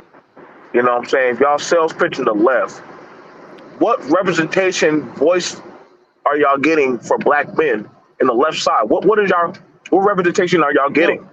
Don't bring up the right. Don't bring up the right. Just talk about what y'all getting in the left. Let me as a black man. Real quick, BMT. It's not about what the representation we get. It's about what we're doing to represent ourselves. What I'm saying is this: when you had George Bush Sr. in there, and you had these corporate, Republicans running the Republican Party, what happened over time? You had right-wing radio, right-wing internet, right-wing talk shows conjuring up what you have right now. This didn't happen overnight. This started in the 90s, what you see already on the right. And what they have been doing is pulling their party further and further to the radical right? Which is showing you how the dynamics work. What happened earlier in the 2000s on the left? You had Occupy Wall Street, You had all these other movements that happened on the left, right? That was the liberal left pulling their politicians further to the left. What I'm saying is black men, they need our vote in places like Georgia, South Carolina, Pennsylvania. You know what I mean? They need us. We can fuck up all kinds of elections for the Democrats. Now, you know, I'm actually we don't organize ourselves. Listen to me. We're not organizing and represent ourselves. We're not at the table. Okay. So let me ask you this question. To Jay Shine's point, politically, anything greater than 1.5% is a disruption in voting, and we got that. We got that times 10 for real. Because you think about what did Trump say, Mike V, in that phone call in Georgia? He needed how many votes? 11,780. We can't disrupt that. We couldn't. I'm trying to find out because I'm just trying to find out, you know, with the men on the left. Like, listen, I get it. The guys on the right, especially, they like, listen, fuck all that racial talking shit. I just want this. I want that. I don't see race. I don't see all that. Okay, cool. I'm asking y'all, with the men on the left, when the black men go over to the left side, do y'all feel that y'all get a proper representation? And y'all saying, well, we're just trying to be progressive. So y'all ain't say yes. You just say, hey, we're just being progressive.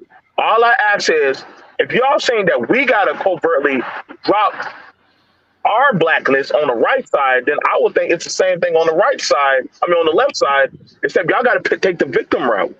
You have to take the victim route. I'm going to tell you why it doesn't work that way. It doesn't work that way. One at a time. You know why? Because yes, it does, dude. You don't, Jay Shine. You can't hold on, man. You can't filibuster to the answer. I'm about to tell you why.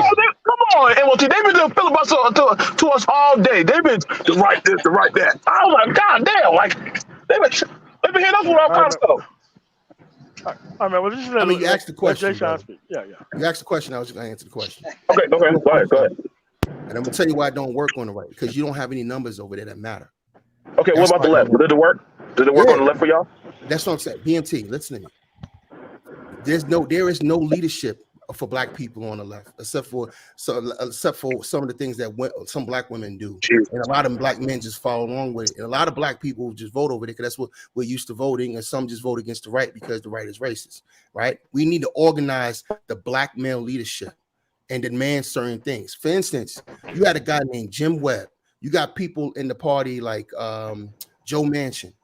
We can be the Joe Manchins of the party. You could be a conservative Democrat. There's certain things that we agree on. No, you know, even, huh? That sounds scary. Just saying that. Conservative Democrat. I gotta watch myself. But BMT, it's not even about, at the end of the day, it's not even about left or right sometimes. It's just about who your people are. There are a lot of Democrats who are not flaming liberals. They live right there in the East, right there in Staten Island, right there in Pennsylvania, right there in Boston. All right. They're not flaming liberals, but they have business ties to that party. And there's certain things they get through policies that filter down to them. And they make sure that they get that. They're taking care of business. This is about business. It's not about representation. This is about power and business. If black men organize and commandeered the votes that we already have on the left, there's nothing that the fucking Democrats have to do but commandeer us. You understand me? They have to, accommodate us, excuse me. They have to, or they're going to lose. I just asked a simple question about numbers. I'm keeping it real simple. I'm not even saying that 12,000 black men had to vote for Trump in Georgia. I'm saying 12 black men could did a write-in campaign. 12,000 black men could have just not showed up in protest. You see what I'm saying? We have the numbers. We have the power to affect change. We just don't assert ourselves. Fair enough. Having 8-hour live streams on the internet to your point, Jay Shine, not going to fix it. We have to set up an emergency house meeting for the Republican Party for us. Let's create our own party then. Let's create our own party and operate through the Democrat Party if we have to. That way you can start creating a voting block. You can do that too. You know what they called that? A few years ago when Obama was office, they called it the Tea Party. The Tea Party was operating inside the Republican Party. And then it got gobbled up by the Republican Party. But it also pulled the Republican Party further to the right. as it did. Remember that guy, Cantor, who was supposed to be one of the young guns that was coming up? He got primaried in Virginia. This is how serious it gets over there. They don't fuck around. They take care of business. You don't talk the way they want you to talk. You don't say how you want you to say. You're not racist enough. Get your ass off the stage. That's how they do business over there. Condemn them. Talk shit to them. Put them down. Primary their ass. Get fucking active, black men. He's right. This is business. It's not a country. See, niggas fighting over which white daddy they want to rock with. I don't give a fuck which one. I ain't gonna jump in. I'm going where my people are. Oh, Jay, nobody cursing, man. We just talking. Oh, my bad. I'm sorry. Nobody cursing. We just He's not Thank you. Thank you. I won't cuss though. My bad, bro. Like, yeah, it's all good. It's okay. You know, we just trying to. This is the delegation party competition. My bad, BNT. All right. Yeah. It's okay. You know, yeah. To your point, Jay Shine. To your point, Jay Shine, the 12,000 votes that somebody has a lot of background noise. I don't know what's going on. To your point, Jay Shine, about the 11,780 votes that Trump was looking for, you got 12,000 black men in Georgia, and more than 12,000 black men in Georgia who should have the constitutional right to vote, like white men in Vermont do, right? And so when you start registering these guys to vote, because if you look at the laws on the ground, they could actually vote through mail-in ballot, but that's not translated on the ground to them. And so the one area that you're referring to organizing that vote is to organize the prison vote, because they're not going anywhere. They're going to be there for a while. And so, but their vote still matters. And so you can still tip the scales, because you don't have to do a whole lot of door knocking for that. You can actually write to whoever, warden or whoever's in charge of that to actually make that move, to make sure that they do get that ballot to be written in and actually mailed back in. They just need to have access to it. They got access to cell phones. I don't see why they can't have access to that. I agree. This is all about what MOT likes to call the process, right? This is business. Hold on, Jay Sean. Hold on, Jay Sean. Highlight AB Media's recent comment. What happened? Yay! AB, come on. AB Media. Listen. That's when he's a conservative. You know what? Can I say something real quick? That's one of our conservative brothers. Don't be attacking us, man. No, I'm not gonna go into AB. AB is our brother. Now listen, the problem, like I just said a minute ago, and I'm going to say this right here and right now. Brothers do not listen to each other. They come to this space to find any reason to disagree with each other. Y'all just heard me say, cuss them out, condemn them, primary them. How did you get kiss your ass out of that? I know. And conservative views is not binary to just one party. It ain't. I talked about Democrat. I called out names. I said Jim Webb and Joe Manchin. Stand down, Judge DC. Stand down, Judge DC. You don't get no bias that's in here. I'm just saying, this is my problem, man. When dudes hear Democrat, everything to us can't be emotional, family. Oh my God. We got to think our way through this.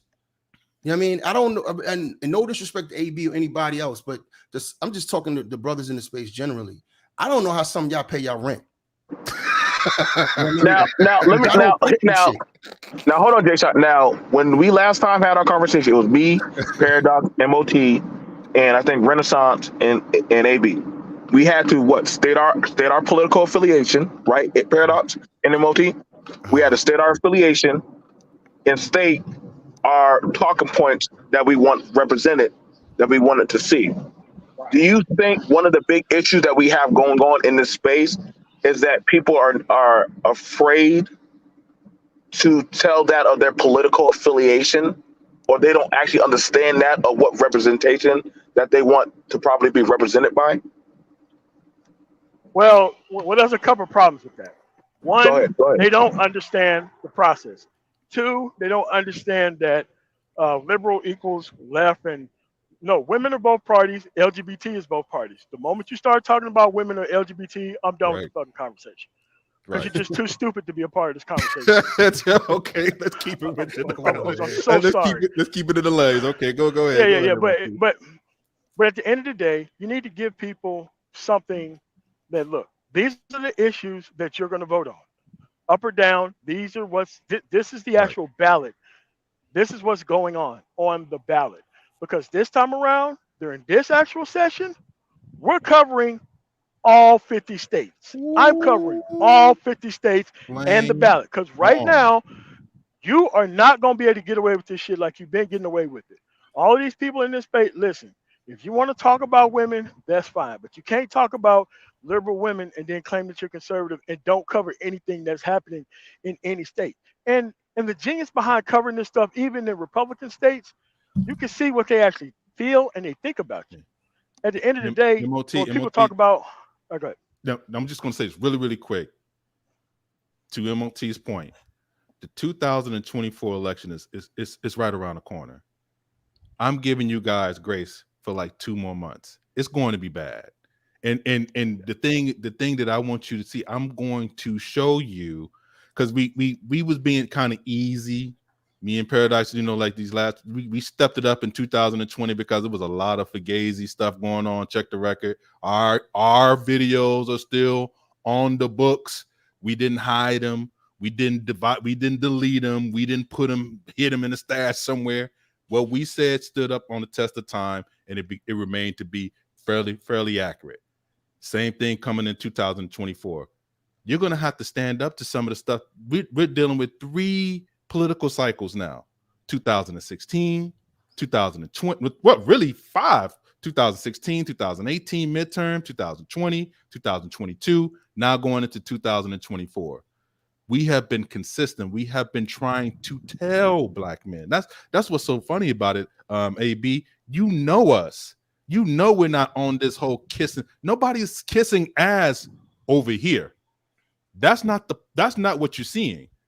The disagreements that happens with people or the progressive brothers, even within the group itself, is basically to sharpen skills. It's to basically make it a better, more progressive conversation. That's how to get shit done. And that's what I'm saying. A lot of the stuff you guys are talking about, or that people are arguing about, these so-called content creators, I listed one earlier today. He's progressive, but he's hiding in the middle of trying to basically condemn Biden, but he's doing it in the sense of basically trying to fake and not like he's conservative. It's false, because he's not going to talk. He's not going to talk to Mitch McConnell. Yeah, he's not going to talk to Mitch McConnell and all these people. It's just a fact. It's a fact. I'm not going to. So that's the discussion. That's the discussion that we're having over here. I think that we have put in enough work, especially politically. Black Brain Trust, MOT, like it or hate it, whatever. BMT, you know this. We've been fairly open about trying to share the facts and have discussions. Dudes don't want to talk to me. Why not? They hate talking to me about shit. They all get so that's the thing. They want to deal in their own delusion. You bring up facts to them, they don't want to talk to Jay Shine. They don't want to talk to Nagone. They want to think that we over here talking about we over here pussy popping for black women. But who have black women on their panels the most? Who talk about the bitch the most? Yeah, all day, every day. The most. And trying to bring him back to the table. The liberal black woman that you hate, that you say that we're sitting over here defending, you're the ones talking to her the most. It's fake liberals trying to bring them back to the table, and fake conservatives are waiting to accept them when they come to the table. Make it make sense. God love them. I got nothing against them. I'm pretty sure they may even listen from time to time, this and that other. But they know where the discussion goes. They know where they can go ahead and get their covers and they can do all that trolling. Ain't no trolling over here. What's your politics? Yeah, what's your politics? Let's get down to it. Let's get down to brass tacks. Go ahead. I think the thing about it is, from my side as a conservative that I deal with, is the fact that whenever I cover certain stuff, it goes into a lot of feelings, but let's jump past the constitutional rights and see that's a big marginal error. You know what I'm saying? Well, this guy got choked out. Well, he was a homeless black man, so I don't see the problem. And I'll be like, no, dude. Yeah. What happened? You kicked him off the panel? Oh, my God, what happened to him? He did. Go that was ahead. rude. BMT. I was about to say that was rude.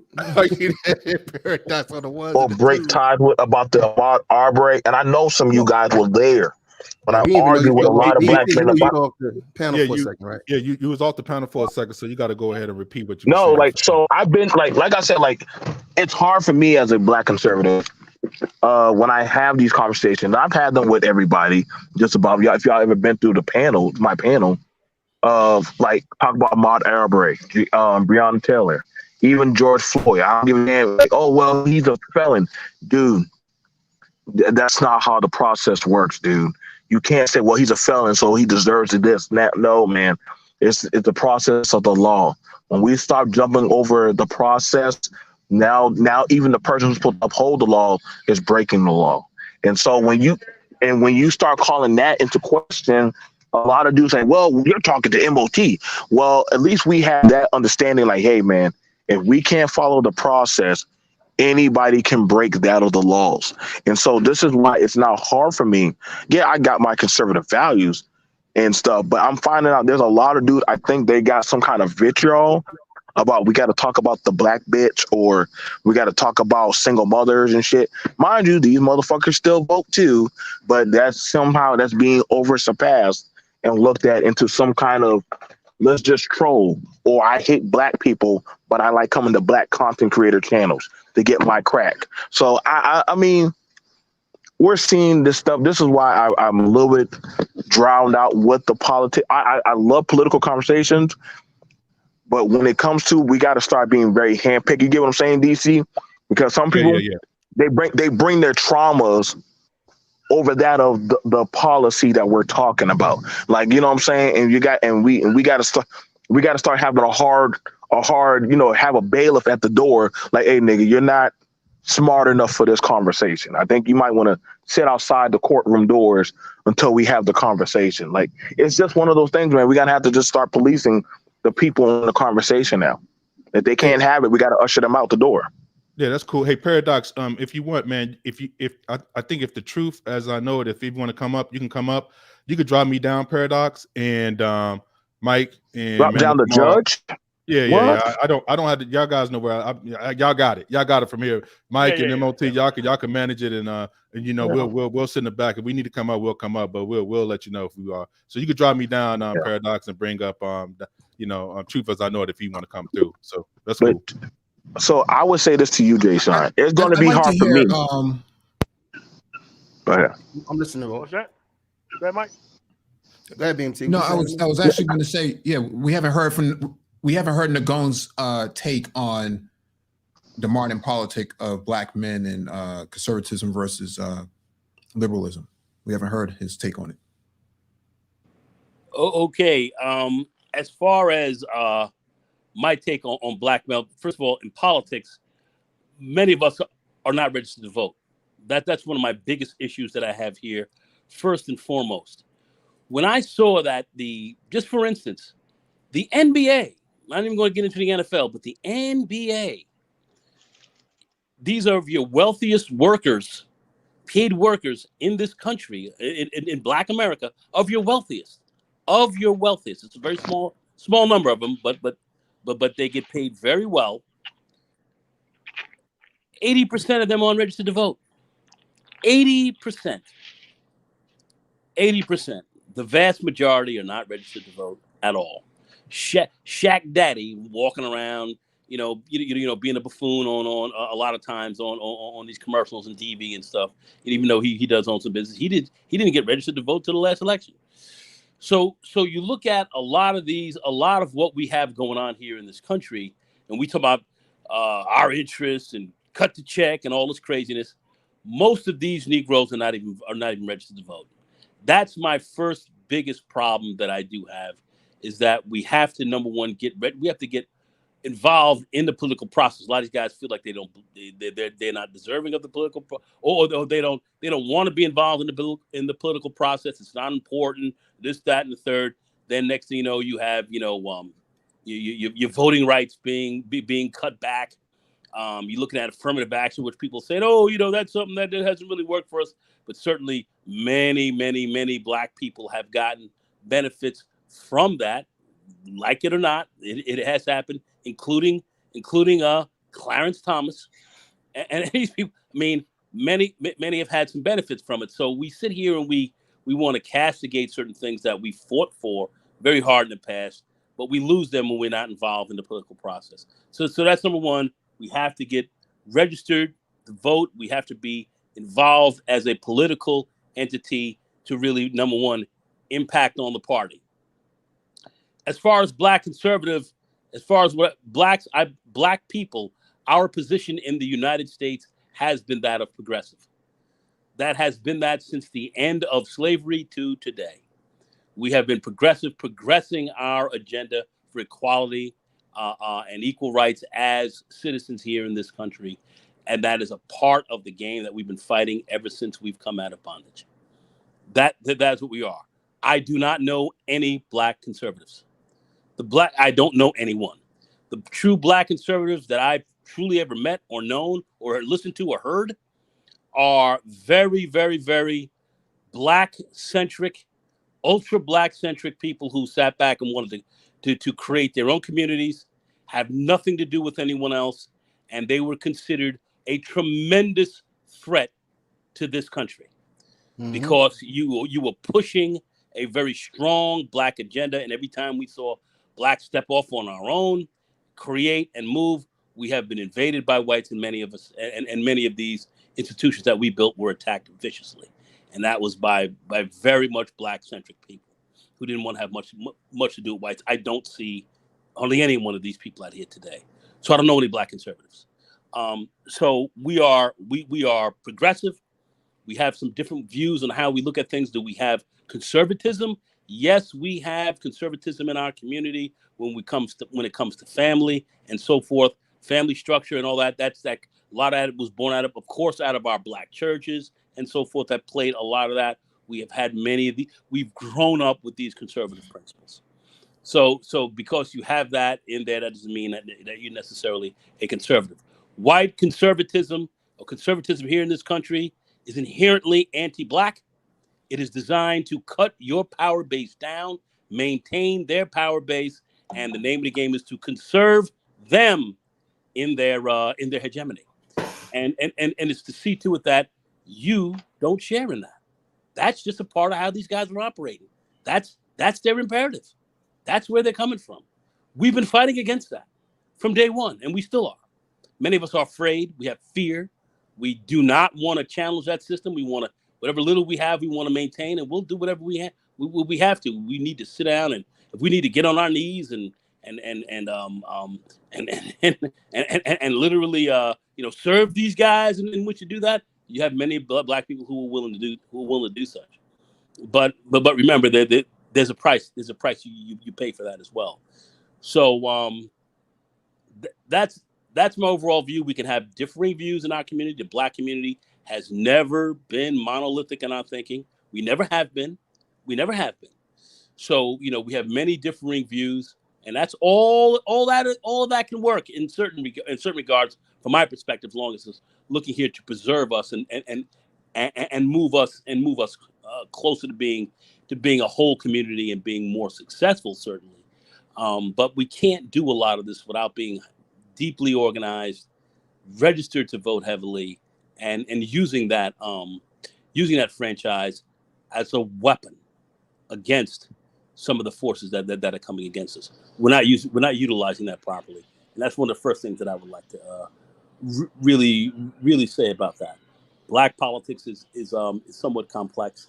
We've been a very complex, diverse community with respect to our political views and how we've operated from day one. So, I have some of my own personal views, but from the larger picture, we have to be engaged in the political process in order to change certain things and engage this power structure, your economics, your healthcare, everything is involved with this. All that is encompassed. So a lot of these guys who are not involved in politics, they get up here and they talk a lot of craziness, but they don't vote. So I just want to just leave it at that. them. Anyway, What go would, ahead. what would you tell a person who thinks that they're conservative, or when it's been pitched to them the idea as a regular person, and I'm sorry, go ahead. I think a lot of them are fucking crazy. I got that. I'm just asking. What would you tell them to say instead of just telling them they're crazy? What would you tell? What you just said. I mean, you can't sum it up any better. What would you say to a person that's feeling an individual voter who's feeling a certain way when they're watching television? They're not super informed, but they hear people from the right saying certain things, or they're seeing social things from the left that look a certain way. They feel uncomfortable. They know that they probably, they may want to go with the herd and go ahead and go left because everyone already, generally votes left if that's black. What would you tell those people who are sort of on the outside of that, saying, well, look, I know you want to be a black conservative. I know you want to be a Republican, and maybe they appeal to you in some way. Here's some simple things you should look at to say, well, even though you believe that, this is probably more important, and have to absorb some of the things that you see from the left, just on a social spectrum. Well, once again, I don't think you can sit down and really talk about any of this unless you become somewhat informed. I don't think you can sit down and make good decisions and be uninformed.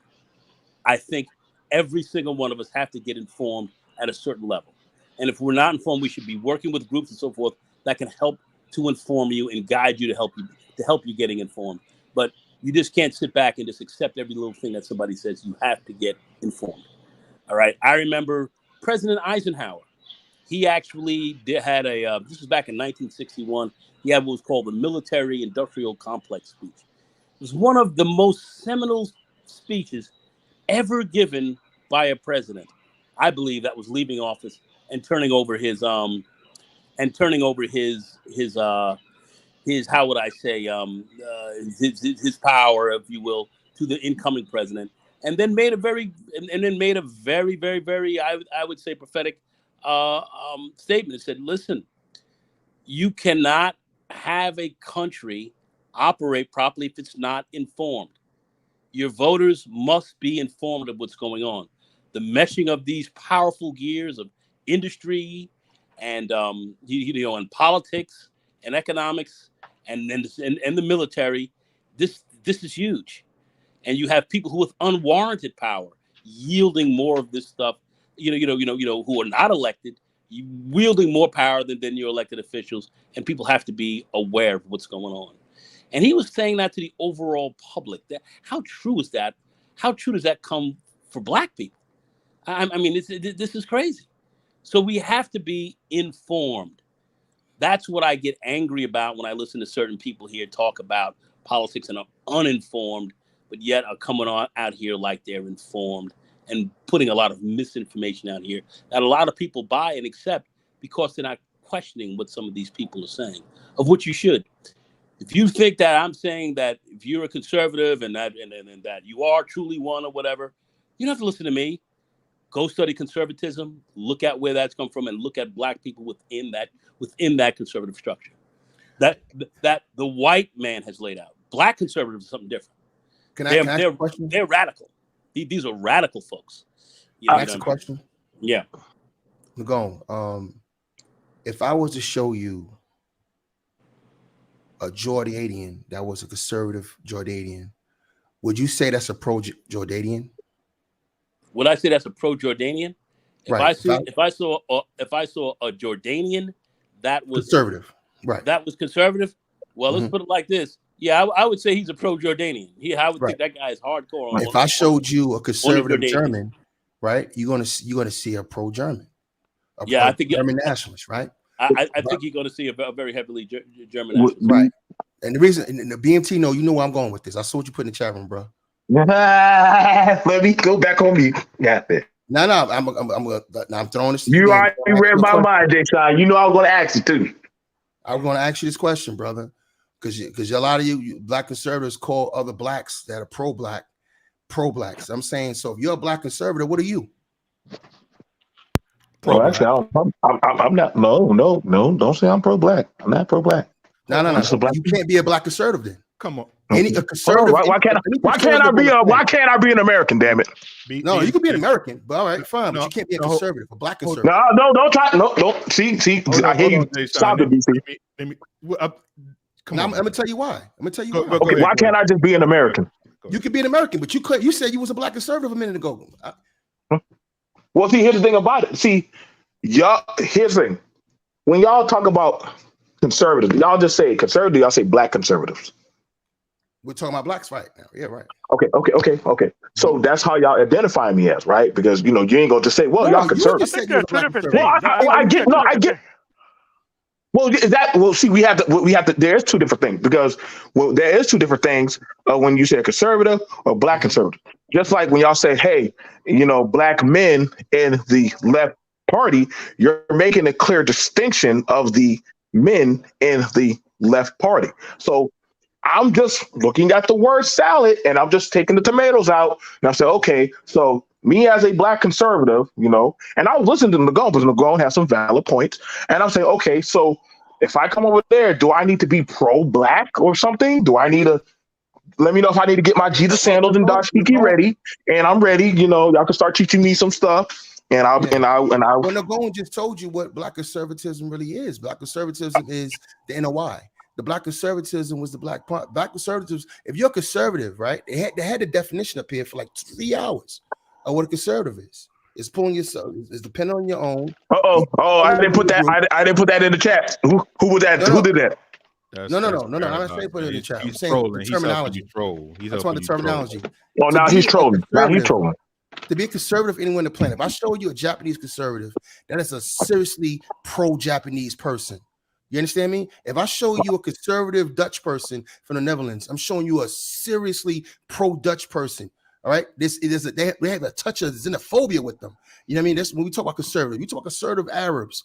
They're conservative for their nation states and their people. If I show you an Emiratis that is basically calling themselves. That's being a conservative and Emirati is one and the same. You understand me? Okay, I hear you. Now, Jay Sean, right. when you see a black man pick up an American flag and put on that goddamn Trump MAGA hat with power and say, I love America. God damn it. Do you see him as a coon? I heard y'all coughing. Yeah, I do. Oh my God. I do. I see him performing. Because you have Democrats. Well, brother, you asked the question. And I'm telling you what I see. I see a performance artist because I'm a black man who's a centrist, who's an independent. You know what I mean? Who leans towards policies that benefit my people. So in actuality, I'm more conservative than you. You understand me? And you don't get no more American than me, bro. I promise you don't. See, all that put on the flag don't mean nothing. You know what I'm saying? It's about who you serve and who you continue to serve and what you really stand for. My allegiance, so we clear on Jay Sean. If you never knew this about me, my allegiance is to the republic, to democracy, to justice. That is my allegiance. You understand me? So when you sit here and vote for a fucking insurrectionist, what's your allegiance? And you wrapping yourself in the flag.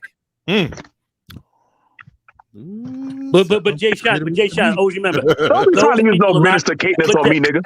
I just want to say, Jay, but they are not conservatives.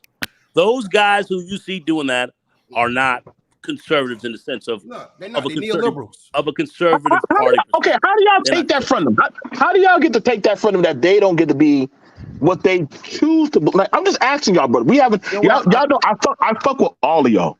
I fuck with all of y'all. So y'all know we've had our separate conversations. I'll make this simple. Okay, go ahead. The same way Ratchet Keisha can't say whole shit ain't whole shit. We're not changing the definition of words. Oh my God. This is what it is. All right. Conservatism is conservatism around the world. You can't be 14% of the population and then be 45% of that 14% and then redefine conservatism when it's fucking 8 billion people on the goddamn planet. And they got conservatives in every country in the world. And they got a definition for it. And all of it is dressed down to the fucking cracker in America. But you a different conservative, huh? Now, if you're conservative, you're pro-black. You're about this black shit. Your gun bust for me, brother. Because my gun bust for you. Jason, let something happen to me in my presence and see what happens. Now, the question I have for a lot of you brothers over there rocking the flag is what you going to do when I'm getting hemmed up? Where's your conservatism then? See, those conservatives on the white side, they got their guns and they ready to bust it. They ready to bust it against cops when cops don't do what they want them to do. They ready to kill politicians when politicians don't do what they want to do because they white nationalists. They Christian nationalists. You understand me? They serious about that. And they've been like that since the beginning of the country.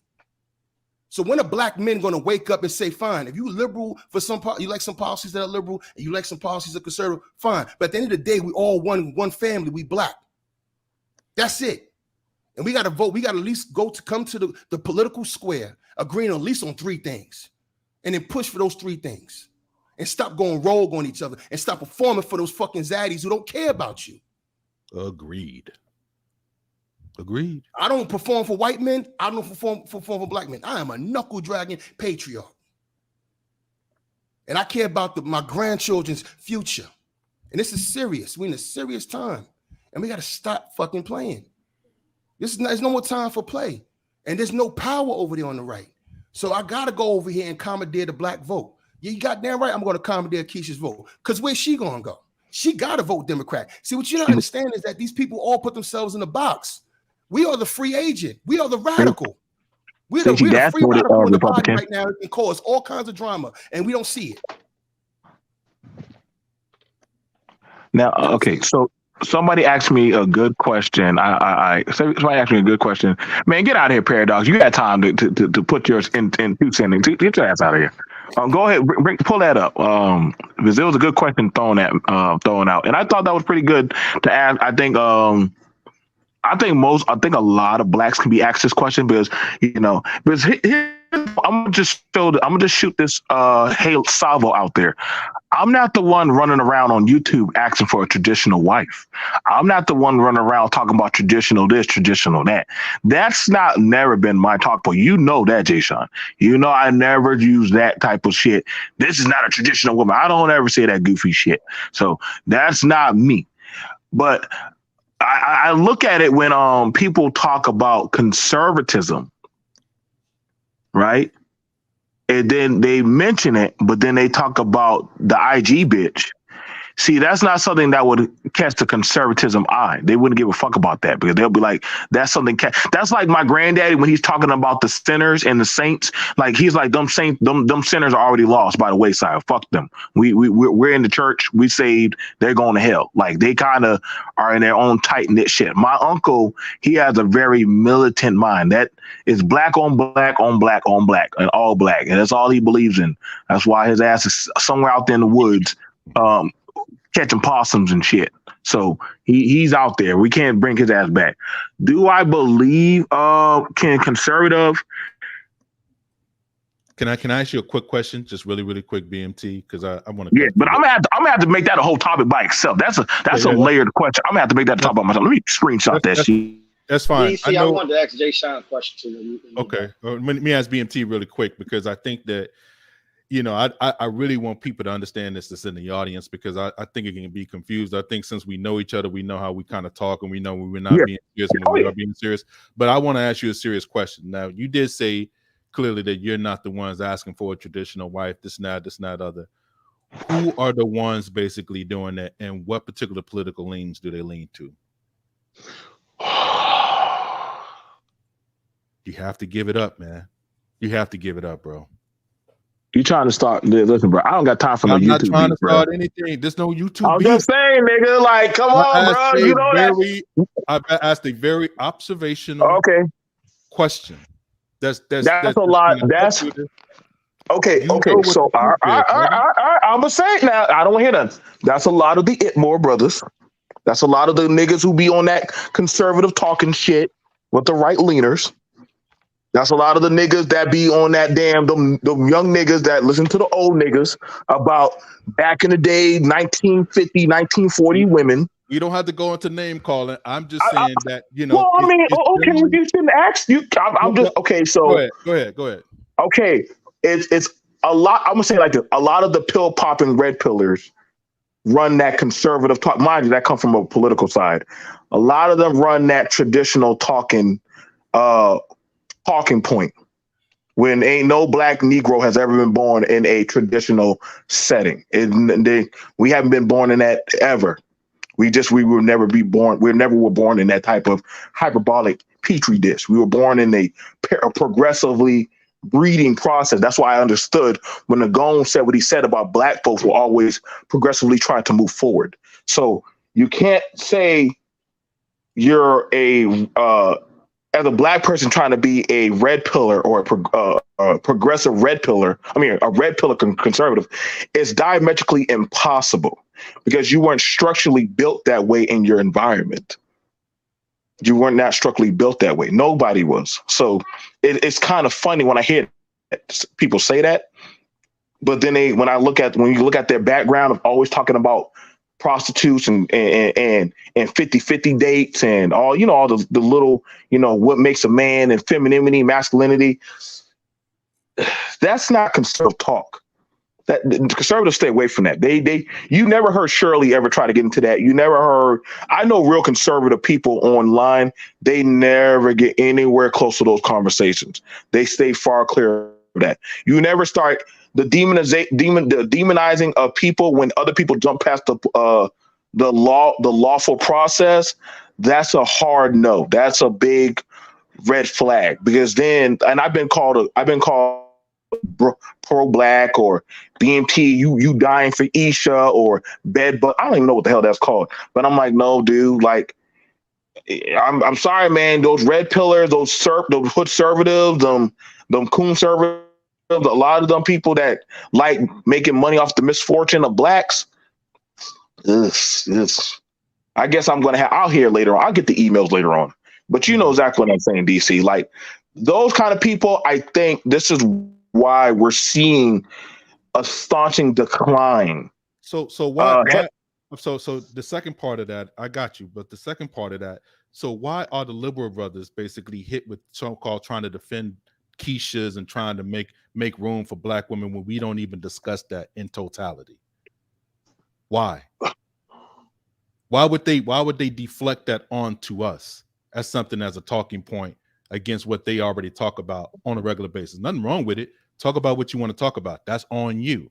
Yeah, that's fair. I'm all for freedom of speech. Don't turn it around and make it seem like black brothers on the left that's all that they're talking about. No, we're talking about policies. We're talking about voting. We're talking about the history. We're talking about how everything ties in to the psychology of how black people move in this particular country and globally, and the overall basically geopolitics of everything and how basically America is moving and shaking around the world. That's generally what we try to discuss, right? Well, we generally don't get into the discussions of the black woman or the black female dynamics. Sometimes we do, but it's always in context. It's not something that we're just blaming and trying to go hard on blaming black women for everything that's wrong in the community. That's not something that we do. Okay, so I'm gonna say this. Why? So it's looked at as, well, those ain't our women, which you've heard that said by certain men. Those aren't our women. Those are y'all women. So you see how they hot potatoed it over to you? So now you're left with the charge of dealing with those women. So when they step out of line, and you might have it where guys like, hey, man, like we need to understand that, this is a single mother and I was born from this household. Then they say, well, they'll say, well, you're single mother, you're the cleanup man, which is crazy when y'all shame cleanup black men that are in the community cleaning up. It's a lot of shame about men who actually are doing the work. That's what scares me. That's what scares me about black people in these spaces. They shame the men that have no problem working with the women that actually are doing viable work, like mentor programs. You know what I'm saying? This is no shot. I don't know how y'all feel. I know how y'all feel about George Macon, but I watch what y'all call that man. And I'm like, that's crazy. Like, he actually can show his work. And yet y'all say, well, he's a loser. But the man actually has a viable program going for young people that's working. And I think some people actually just want to see the burning building. Or literally, hey, like, tell master that, hey, by all means that they all should die. God forbid that happens. But you got some people who just want to see a slow burn.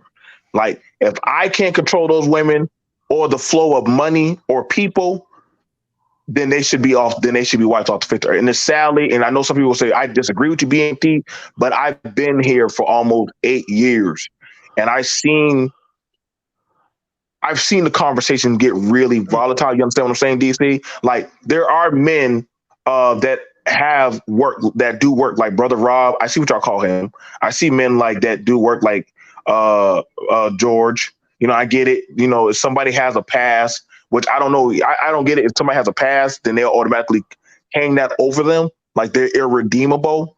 But then that's crazy, because you'll go over to the white folks, and the minute you'll hear it over there, it gets pretty cringy. But the minute something happens with blacks, they'll say, well, Chicago, or Louisiana, or this and that. And I'll be like, well, what about them crazy people in Florida? You ain't gonna talk about them? And they'll be like, no, back to Chicago. And I'm like, okay. So you cannot shame that on the right, but you can, as long as you're talking about that of the derelict, low value people, which in a sense, that's the whole wash pit. Like everybody will shame LeBron about LeBron talking about that of stuff going on in the community and say you're a multi-billionaire. Like somehow his conversation has no merit of what he said. And like I said, man, I don't think anymore. This space has long since left that of the conversation about. I knew what time it was when they said black men should stop voting. That was the scariest thing I saw an echo on, that black men need to stop voting. And I'm like, what the hell is happening now? Well, y'all literally that? are throwing. Shut up, MOT. Stop it. Stop Who it. said that? Who said that? Shut up. Shut up, MOT. I'm not even playing you.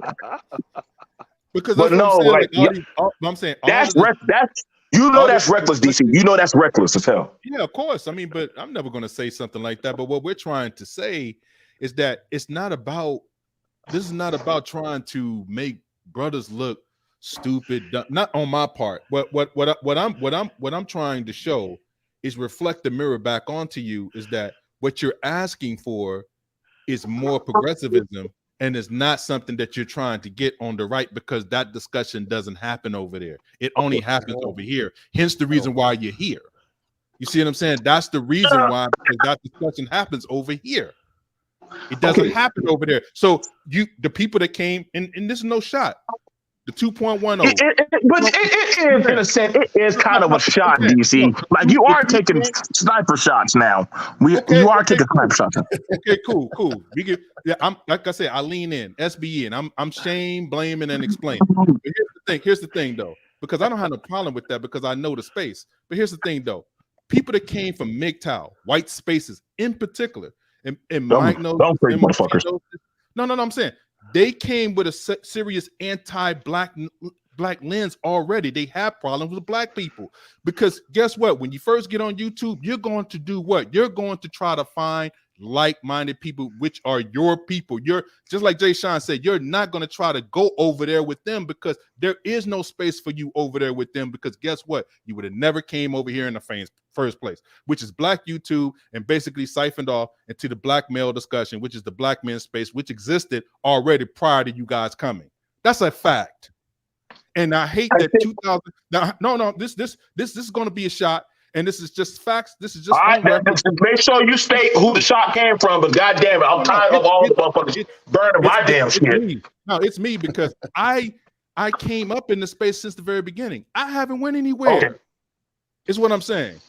So when everybody came around, I already been here in the black space, in the black male space, talking about these particular issues, specifically about black men. Not no extra conscious community, even though that was around. Not no extra hocus pocus, mecca, all this, because that's what they try to throw. Oh, it's the conscious. No. DC in particular, right? Blog Talk Radio, AOL Messenger, stuff like that. Black Voices, before it came over to YouTube, genx.net. That was all the discussion, all already here on the ground, already doing that work already. That's a fact. You can ask Tito, you can ask SWP, you can ask them brothers, McQuazy. Like I say, Junebug Obama 08 was the dude's actual name on the record. That was his actual name, Junebug Obama 08.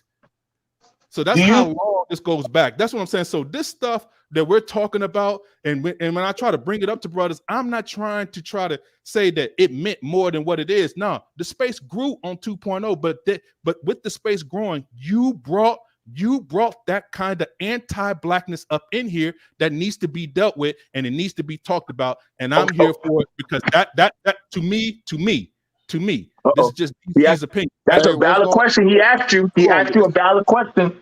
He asked you, where is it now? That is a valid question. I see it, and I'm speaking to it now. The thing is, I just said it. 2.0 brought eyes and ears to the actual forefront, but the technology at the same time helped in this. When panels became a thing, which was helped by BGS, Angry Man, Obsidian, and O'Shea, they were the big part of that. You know what I'm saying? There's no denying that. But what I'm saying is, they all originated in white spaces.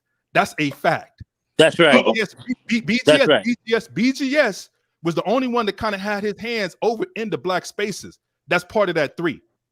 That's why they lean conservative. That's why they brought those black men over here that leans conservative. And when brothers like me that's been around here, and that's you talking for Fugazi. That's bullshit. And if you check the record, it's been there since 2015 with me.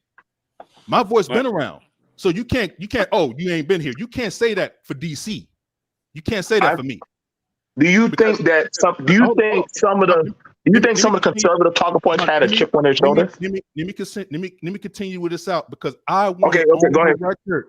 I want it on the record, so it can finally be, because I don't want all of this stuff.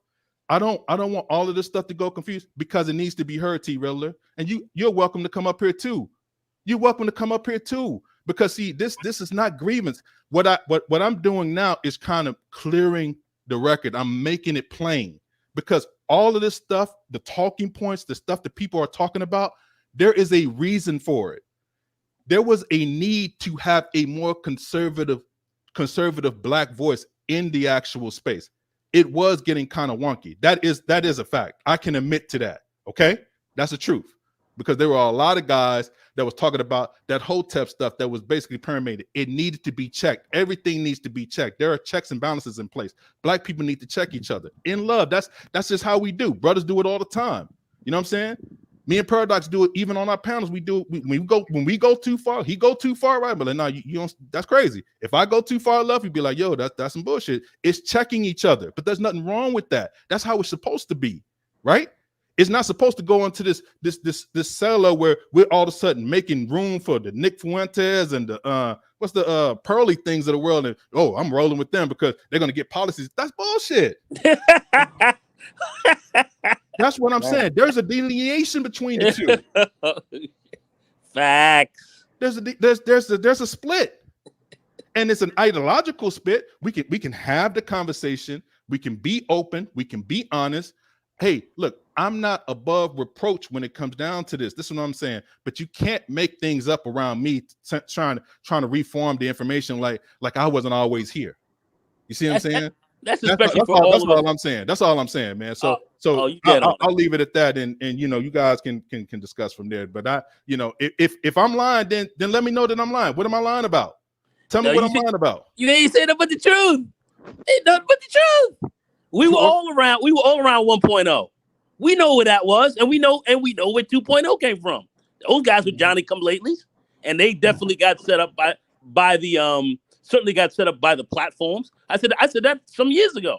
I saw it when it happened. I used to be on Obsidian. If anyone could try to claim anything about 2.0, you could have to give it to Obsidian, because he was the one that had his blog talk radio show where I saw all the rest of these guys on it. I was right there. I was right there, sitting there with it. And so when Obsidian first started, I'm in like the first 4 or 5 episodes. That's when me and Anger Man met.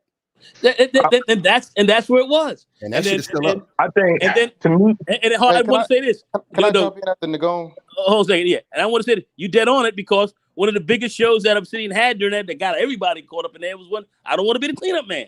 That was 2015. That was around November. Yeah, that was a thing. Okay, I sat there the whole show and listened to it. All right, I was on that panel sitting there listening to all that. So all them brothers were there saying, "Oh, they came, they were around." They were just all showing up around that time, and I was around Obsidian. So Obsidian could claim more so with that. than almost anybody else. That would be true. That would be more accurate. But as far as these guys starting the manosphere and all that, shit is crazy. That's crazy talk. That's crazy. They ain't been around since 2011, 2012. What? No, I started listening to these guys, started really beating them back. I remember when I first got my Chrysler 300 SRT8, my office on 138th Street over there, between 7th and 8th in Harlem. And that was back in 2007, 2008. That's when I first started really catching these cats. That's when these guys really started fucking cooking. And these dudes were nowhere around. Yeah. They were nowhere around. Yeah. Okay. Tommy was around. All right. Professor Black Truth, he was there. All right. I'll say that. I'll call that out. He was there. Too. Yeah. Oh, okay. Who's still around? He was there. All right. You know, a whole lot of different. You know, then you had the Egypt hands and the all them. They were around it too. The Blake Barbie dolls and all them. I remember I was there listening to all of that. And the Gone. And who was the swirlers before the swirlers? And it was the Lipstick Alley chicks and all that. You know what I mean? That's who they were. Going back to what that shit actually created the manosphere. That whole contingent of women back then. Vanilla Vixen and all them. Yeah, it's just crazy. All them and Thug Tissue and them going back and forth. And then Jason Black was up in there. Well, Professor Black Truth. You get them both in the same room. I'd be very surprised to see that. But anyway, no, they different. But anyway, he was over there mediating some of those arguments. I remember all that shit, man. But go ahead, Citizen Lou, man. Welcome back up, man. We appreciate you for being patient with us. But I had to get that off my chest, man. But go ahead, man. Hey, DC, I want to say that. Beautiful, man. That's beautiful. I was gonna say, man, you was cooking. I mean, I always, hey, man, I ain't gonna lie. I like when the go off too, man. It's pretty funny, man. I like he's dropping, you know what I'm saying? So I ain't. What's up, salute, man? What up, Jay Sean? What's up, BMT? What up, bro? Citizen Lou, what's up, baby? What's up, man? Hey, I'm not. Hey, I'm gonna let y'all know I cannot speak to 1.0. I'm pretty late in the game, so I'm not here to talk on that. But DC, what you were saying earlier, man, you was hitting on the nose because I'm noticing. I guess I didn't realize how long it's been happening. But I'm noticing this rise of the neo-coon, as I call it, right?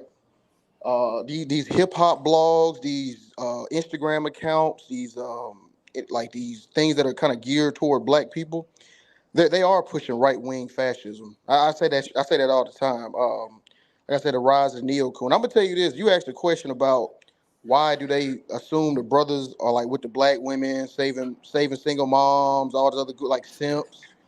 I mean, it was a guy on a panel. He was it was Bernard panel. He was saying he said the only time black conservatives get together is to go against a black woman. And when he said that, I really had to sit back and think. I'm like, yo, anytime these niggas link up, anytime or maybe LGBTQ maybe, but really when you really see them just form up like Voltron on a panel, it's got to do with the black woman. I guess. So so if you do anything, if if you align politically or you on the same side as black women, that's how they look at it. They look at it as some type of enemy. Oh, it's just a B over here, my fault. But yeah, man, it's crazy, man. It's a lot of crazy stuff going on. You got black dudes talking about fuck Juneteenth and just trying to get them butter biscuits for Trump and the white, all this other stuff and.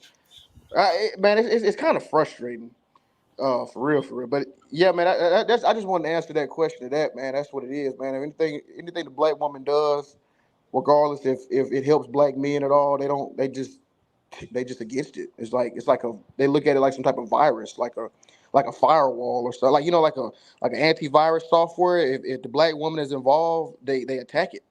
They can't be a part of it. It don't matter if a black woman was leading. Anything like a black men's what was it? Not the father's thing, yeah. Yeah, father's thing, or getting restoring felons' rights to vote. They don't care. They don't. They're gonna throw it away. Black men's trade school fund. If a black woman's ahead of it, it's against them. That's how they look at it in a lot of ways. That I knew what time it was, Citizen Lou, when and MOT was there. I had a black female co-host. And I also brought in a black attorney. And I said, hey, you guys, if y'all need help with your paternity cases, we'll help you. I was called all kind of names but a black man that day, boy. I was like, holy shit. I literally retained a lawyer for the black male space to hear y'all your case. you get the fuck up out of here. Holy shit. I said, well, I wasted $500. Never again. Yeah, can you hear me? Well, Well, yeah, I can you heard. hear me now? I heard. Yeah, I heard. Yeah. They kicked. Yeah, no. They So kicked like, you out. I retained a black people here that was willing to listen to their cases and help them. That was not taken lightly. That was like, I don't know. That was way before the lead attorney. I just understand it's never been about fixing the process. It was more so about, I want to bitch about the process, but not fix the process. And so there was a lot of wannabe Tommy Sotomayors, but not a lot of men. That's Yeah, a but big part I ain't of gonna it. lie, boy. Tommy made it hot for a lot of niggas to just to say, hey, fuck this shit. And I'm like, all right, cool. But they seem like there's no end. I'm telling you right now, this red pill talking shit is gonna die. It's not gonna live much longer. Y'all keep on fucking around thinking this shit's gonna work. No, it's not, because at the end of the day, a lot of these right wing movements, they're not innovative, right? I mean, if you see how they had to buy Twitter in order Yes. to and like they couldn't build their own shit. They gotta, you know what I mean? They had to buy it or create some fake platform like Rumble where they faking views and shit. So they all run over there acting like a whole bunch of people listening to them, and at the end of the day, all them views are fake. It's like 7 people in the box, but they look like 100, and they think they have some type of traction, but it's really not. I mean, it's like, you just look at it, man. It's all around. I mean, it's these guys. A lot of these black conservatives, they just want to hold white nationalists nuts. That's all they want to do. I mean, I mean, at this point now, like, listen, man, I'm willing to have the conversation, but I just seem like it's a lot of jab. Is that exactly to go on it straight up? It's pitiful. I mean, they just It's groveling, talking about some why shouldn't they have a platform, and are y'all scared? Are you scared of the white? Like what? Like what kind of these are black men talking about Elon, some type of goat, and he over here every day. He on Twitter all day quoting and replying to great replacement theory tweets. And, exactly. You know what I'm saying? He over here. They putting that fake crime DC, certificate. I'm suspending reality, DC. I'm suspending reality. That's why I asked that question at the beginning. No, go ahead and continue, Citizen. Go ahead, man. Go ahead, Citizen. No, go ahead, DC. No, I know, but I'm just trying to figure. Go ahead, Paradox. I know I just had a question. I had a few questions, but one question for Jay Shine. Yes, sir. You had mentioned earlier. I want you to go, if you don't mind, because people were kind of talking over you. And you kind of touched it for a quick second, but you were saying that, and let me know if I misquote you, that black people, you know, in the Democratic Party should mirror more of the Tea Party's position. So you were making a point about kind of corralling all the black votes, or as much as you can, and sort of organize. Can you just walk through that? I just want to get it kind of on record, just with no interruption. Well, I look at it like this. You got in the Republican Party is pretty much a white party, right? Most white males are in the Republican Party, right? So the Tea Party did not constitute all white men. You understand me? But they had enough numbers to shake up that party, to threaten. Like, Republicans have to go into generals against the Democrats. So they need as many votes as possible. They can't lose any of that white male vote. In fact, that's why Trump lost the election in 2020. All right, because he lost white males. He lost percentages of white males in the suburban areas. They left him alone because of some of his antics while he was in office. All right, and of course, how he failed during COVID. So he also knew that because now we see what's coming out with depositions. That's what he was told, and he even said that's why he was losing. You know what I mean? So the Tea Party, going back to the Tea Party was able to get to MAGA and get to where they were by challenging primaries, local politics. Like they say, all politics is local, right? When you have concentrated numbers. So where do we have concentrated numbers as black men? Charleston, South Carolina, Atlanta, all throughout Georgia, actually. Places in Pennsylvania, pockets in New York, pockets in Michigan, Illinois. Where are our numbers at? Texas. You know what I mean? So Can I hold you for 1 second? Can you add a little bit in on not just would you really just say just black men, or would you include other non-black men outside of white men in this conversation? Well, no, Like no, no. like Dominicans, whatever, Haitian, like other people who you would also include in that. Well, here's the thing. If you look at the Democratic platform, right, it's a sausage board, right? It's a bunch of, intersectionality, a lot of different groups in that in there, but they cannot lose the black vote. You understand me? At all. So if we organize as black men and start challenging Democrats to serve our needs where we have numbers, that's why I point out Georgia. You can't tell me we can't affect change when he lost Georgia by less than 12,000 votes. You can't tell me we could have turned the whole goddamn Georgia table over. I don't give a fuck what black women say. They can't win an election without us. Stacey Abrams just realized that. All right. They gassed her up, thought she can beat Kemp without black men. And now look what happened to her.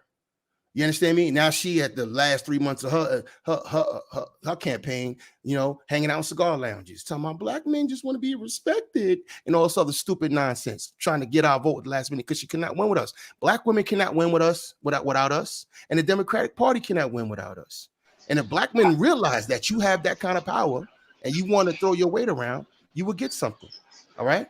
You will get something, especially with these tightest elections. Look how tight these elections are right now. Right. From a Tea Party perspective, how would you?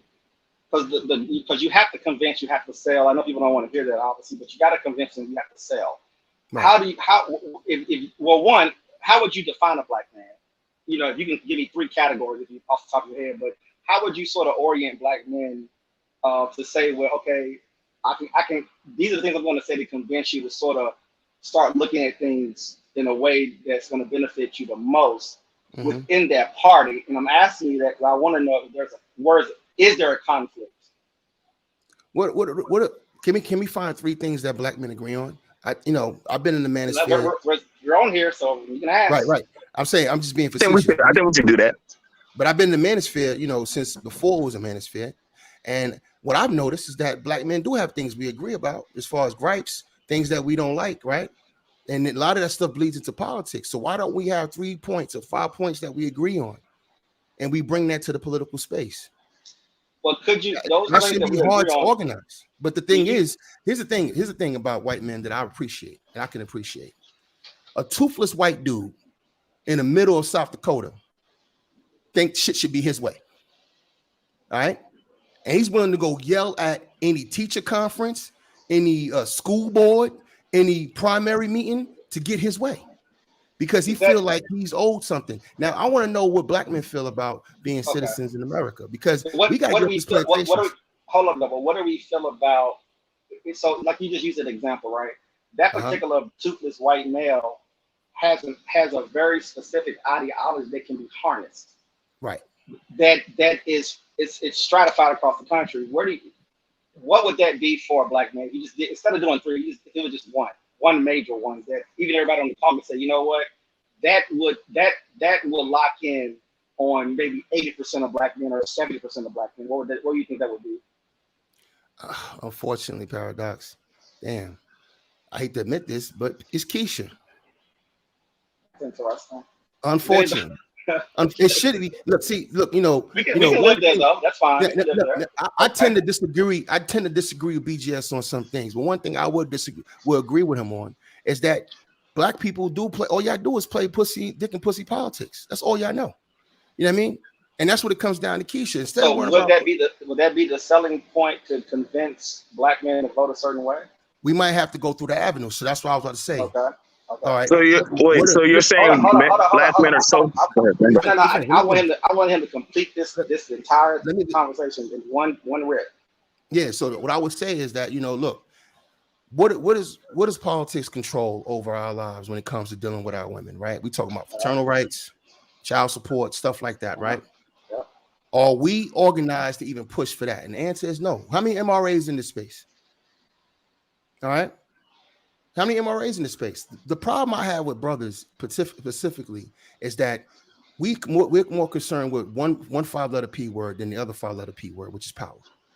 We don't have an attitude of power. See, me, I do.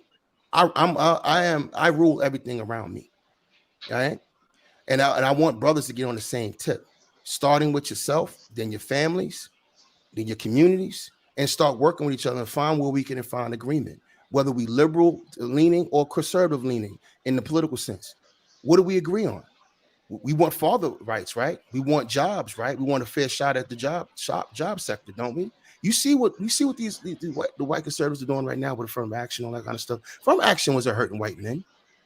But they want that little 7-8% that's in the Ivy League, the representation that we have in the Ivy League. They want that too. They want it all. They have an attitude of power and dominance, and we don't. We keep letting life happen to us. You know what I mean? And that's the one thing I disagree with a lot of people in this space. There are a lot of men in this space who have platforms, right? And they don't believe in black men. They tell you what's going to happen in the next 20, 30 years, as if you sitting on the corner and going to let it happen to you, like you have no say in the matter. Like you can't change anything. I just told you in 2016, 2018, 2020, and 2022, though all those elections, black men could have turned the table over if they wanted to. So the question I have is, why are we not organizing? Well, it's a simple question. It's not something we can't do. We're not organizing. Not going. Mike V said we got to sign some brothers up. We're not doing that neither. All we do is talk. You would say the voting. You would say that the black men who vote, it's too divided. Like, meaning that it's too difficult to find one or two simple points of agreement to drive a particular vote, because when you do that, you might give up some things, to prove a point or to push an agenda. Is it that the difficulty will be black men, we're too free? Would that be a fair statement, that you can't find a sticking point? Like, no, for a white man, I can give you a hard sticking point that they're going to vote against their interest, that maybe in a broader sense, to push a particular agenda in the black. Just for the idea of power. Just for the idea of power, they vote against their own interest. You're right. Now, here's the thing about black men. We're not free. We don't feel like we're free, Paradox. But the problem with black men is that black men are comfortable. You understand me? They're too fucking comfortable.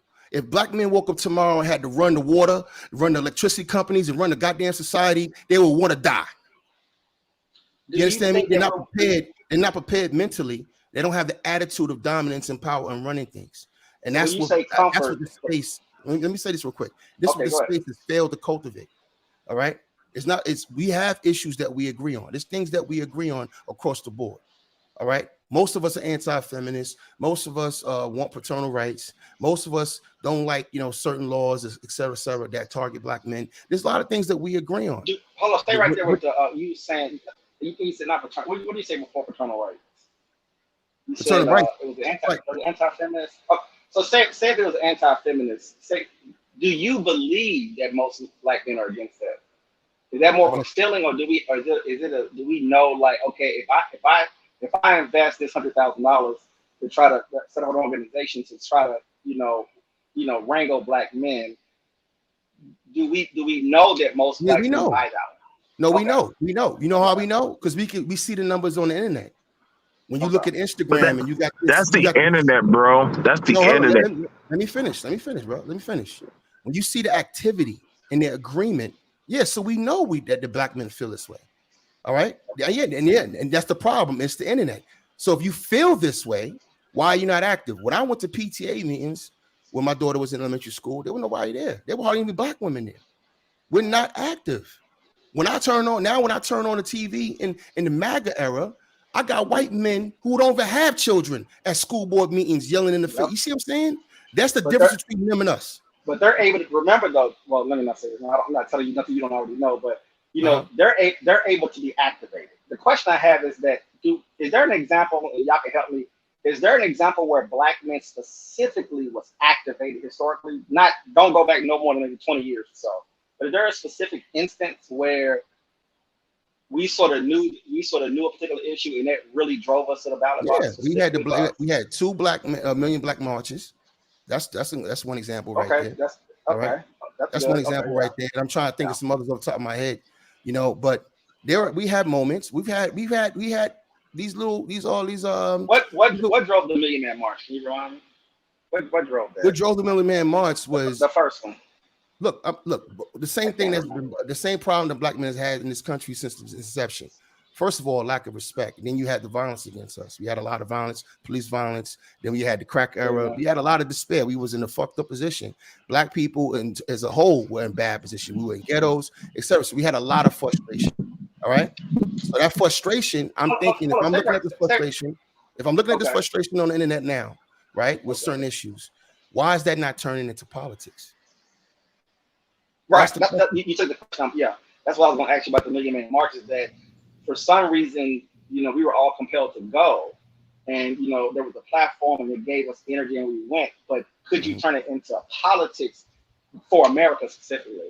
But that's what what's hurting us, Paradox, what's hurting us right now is all this separation. Like I said earlier with DC, I said the black male ego is undefeated, right? That's one of it. We always finding a reason to disagree with each other and can't find a reason to work with each other. You see what I'm saying? That's a big problem right now with black men. It is easy to divide us, and we divide ourselves if you leave us alone long enough. We just start fighting over nothing. We agree on 80 things, and we find the 81st thing we disagree with, and we start having World War II, and disrespect comes in, and all that other kind of stuff. Right now, we still had some level of camaraderie back in the 90s. We still, you know what I mean? We were still coming up socially. You know, we wasn't, you know, we didn't have the big time athletes yet. We were just, all that was bubbling. You know what I mean? We were still, you know, somewhat together. You know what I mean? In a sense, we still had some love for each other. But right now, we got this rugged individualism shit going on right now, where we get to the point where we can't even do politics. We can't even do basic politics, and that's a problem for us. Do you think that we as individuals? Go ahead, DC. Yeah. So real quick, I want to because I think this is Kevin, black man being brutally honest. I want to kind of speak to what he said here, and in the chat. And I think that it's kind of like some of the sentiment, because I think maybe he misheard or maybe not understood fully the full context. I don't know how long you've been listening, Kevin, to the discussion, but I think that you may have misunderstood some of the things that was actually said. So I'm just going to kind of repeat some of the things you said and kind of get some clarification from you. Y'all dudes fight any organizing or ideas that black men present. Then y'all want to cry about it because hoes mad. That's, I mean, we already discussed that, but that's not true. If you feel that way, then, you know, you can come up and kind of share exactly what your perspective is. Maybe I don't understand what you're trying to say or who you're talking about. Y'all say anything. That's what you stopped me for. Yeah, because I'm saying because this gets. I'm trying to get it. Hold on. Hold on. But Paradox, what I'm saying though, Paradox, this gets spread because see what happens is. I want to acknowledge something that was talked about. I already talked about this very thing that he said, right? This very issue. And I stated it because I knew when they hear something coming down the line, when they hear Jay Sean talk about power, that it sounds like we're critiquing everybody for their individual choices and things of that nature. None can be further from the truth, brother. Yeah, but the brain, you have to help people's brain how they're processing information. They're not processing it correctly. But that's what I'm saying. Sometimes we're having a very basic conversation. I don't think it's basic. I told you, DC, the minute you start. No. I'm asking basic questions. Jay Sean is elevating with his soliloquy. But I'm just saying. I'm trying to talk about organizing. We're not talking about not organizing. He's even talking about organizing in disagreement. But I'm saying he's even talking about organizing in disagreement. But he elevated the conversation. That's why I'm asking the way I'm asking, because he really moved us into a space where we're out. But that's what I'm saying. Like, I don't want it to be lost, because what will happen is someone will make a clip of this and then they'll try to create this type of narrative. And that's not what we're doing. We're trying to cover all bases. That's why I brought up where these discussions originally came from, the conservative bent, but it wasn't something as much as it being conservative as it was a complaint about not doing enough for black men. That's always been the thing. Black men are not being heard. Black men are not able to get their voice out. This and that other. What we're saying is, okay, that is true, but you have to participate in the process. Hey, DC, I got to rock in a second because we're about to get out of here too, man. Just strike the record. BMT told you so. That did I not say that? I said what? I said that. That's what happened. After ahead, all listening to Jason. all these male voices, I gotta go listen to a female voice before I go to sleep. All right. So I gotta go talk to my lady friend. You know what I mean? Just to get me back on. You see what I'm This saying? nigga. Get me back on center. You know what I mean? I can't go to bed. It's 2 in the morning. But I can't go to sleep like I this. sit up here trying to. All right, man. Nah, I'm just playing, man. I'm just playing. But before I roll out, man, I was just saying, look, good Go ahead, give your final conversation. thoughts, man. Go ahead. Thanks for the letting me come up and holler. Let's have it again, Paradox, and whatever questions you have for me, brother, I'm open to answer. I will always answer my brothers. And that's the energy I got. All right. If you bring me to the carpet or you summon me and ask me questions, I'm gonna try to stand on it the best I can. And that's what all of us should be doing. You know what I mean? So we can have elevated, better conversations where we can actually learn from each other, or at least have the audience learn from us. Because as Black men right now, we have an immense opportunity politically. We just don't see it. Yeah. A lot, not we, but a lot of brothers just don't see it. Yeah. But for you to see it, you have to put on your power goggles. You got to start seeing power. You got to start wanting power. You got to start vying for power. And that's only through the process. All right. That's how everybody else does it. If it's not true, then we'll be spending billions of dollars. Biden wouldn't raise $72 million in a quarter. If you know what I mean, if it didn't matter, the process matters and it works. And we have a unique opportunity. And nobody, I promise you, nobody's going to see us coming. No one's thinking about us because we've been so in the net for so long. Right. We letting our women talk for us right now, as far as the quote unquote Black community. We should be ashamed of that. That's a problem. Keisha should not be speaking for us. All right. She can say what she wants. They want to do Black Girls Rock. That's fine. Now it's time to listen to Black men. You know what I mean? And that we can do that. That is possible. But we have to make a decision to do that as Black men. We got to get on code with each other. That's it. And that's it. Just like how these crackers do. That's why I brought up the Tea Party earlier, because that's what they did. They got on code with each other. You seeing one of the strongest codes in human history being played out. And they don't even care about making sense. They don't even care about right or wrong. They don't even care about justice. They just care about power. They like Senator Palpatine over there. Unlimited power. That's all they care about. Hey, that's a fact. That's all they give a shit about. You know what I'm saying? Have to make sense. You dead right about that. That's fine. Yeah, man. And they don't care about no right or wrong. So that's how they rocking over there. So anyway, let me get up out of here, man. And Jay Sean, I don't like I said, I don't really know everybody, but I'm assuming you have your own channel or you're a part of a group. I got my own channel, man, but it's dormant right now. I kind of up on it and been living like I've been traveling a lot. I've been touring. You know, that's a whole nother conversation, Paradox. But as soon as you get back to the DMV, man, you gotta let us know, man. We gotta. I still got that hen dog ready. Hey, you gonna get mad at me? I was out that way, and I didn't have time. Wow, I was more of a work. I got you. I get it. I know you quick touchdown. I was in DMV, then I was in Vegas, then I was in Arizona, and then this November I'll be in New York, then I'll be in Houston, then I'll be in Arizona. Yeah, you don't know. Whenever you get down, because I know your home base is here pretty much now, but whenever you get settled, man, we'll do it proper. So when you coming out here, man, shit, man, I email you, DC. I email you. It's time to catch hop. It's time to catch the hop, bro. Stop playing. All right. Maybe we can meet on the continent or something. All right, salute, Jay. Hey, BMT, man, I'll give you a call later.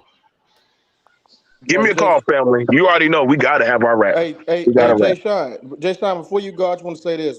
You're right. If the process didn't matter, they wouldn't be trying so hard to stop Black people from voting. That's all I want to say, bro. Appreciate it. That's true. You know the crazy thing about this, Jay Sean? This is our second day having this conversation. You know that, right? I think this is our second day, Paradox, doing this. I just got in from the welcome. Hey, BMT, you gonna laugh when I say this? I just got in from the Simply Red concert, and I just saw y'all online and jumped on. So, take care of your business, man. Take care of your business. Yeah, man. They ain't gonna have you holding back the tears. You know what I'm saying? Holding back the tears. You know what I mean? Yeah, man. I was in there singing that shit too. You got them right. Keep holding on. I was in there singing it, DC. That's right. Proud, nigga, chest out. Keep holding on. You got that right. Take care of your business, player. Man, I'll let y'all. Hey, Paradox, man. All the time, man. Go, man. BMT, we gonna have to organize. I'm gonna give you a call. We got to get out. All right, BMT, go ahead. We're gonna let BGS go last, man. But final. I'm about to pull BMT. We got to go have us a private meeting, man. Go ahead with your final thoughts, BMT. You guys in order. BMT. BMT. You got that bad connection. Citizen Lou, go ahead, man. Give your final thoughts, man. Thanks for coming up. Hey, no, I'm gonna get up out of here. Y'all have a good one. Good Saturday, man. Salute to everybody. Y'all have a good one, man. Peace. All right. Peace. BMT, are you back? You back willing to go?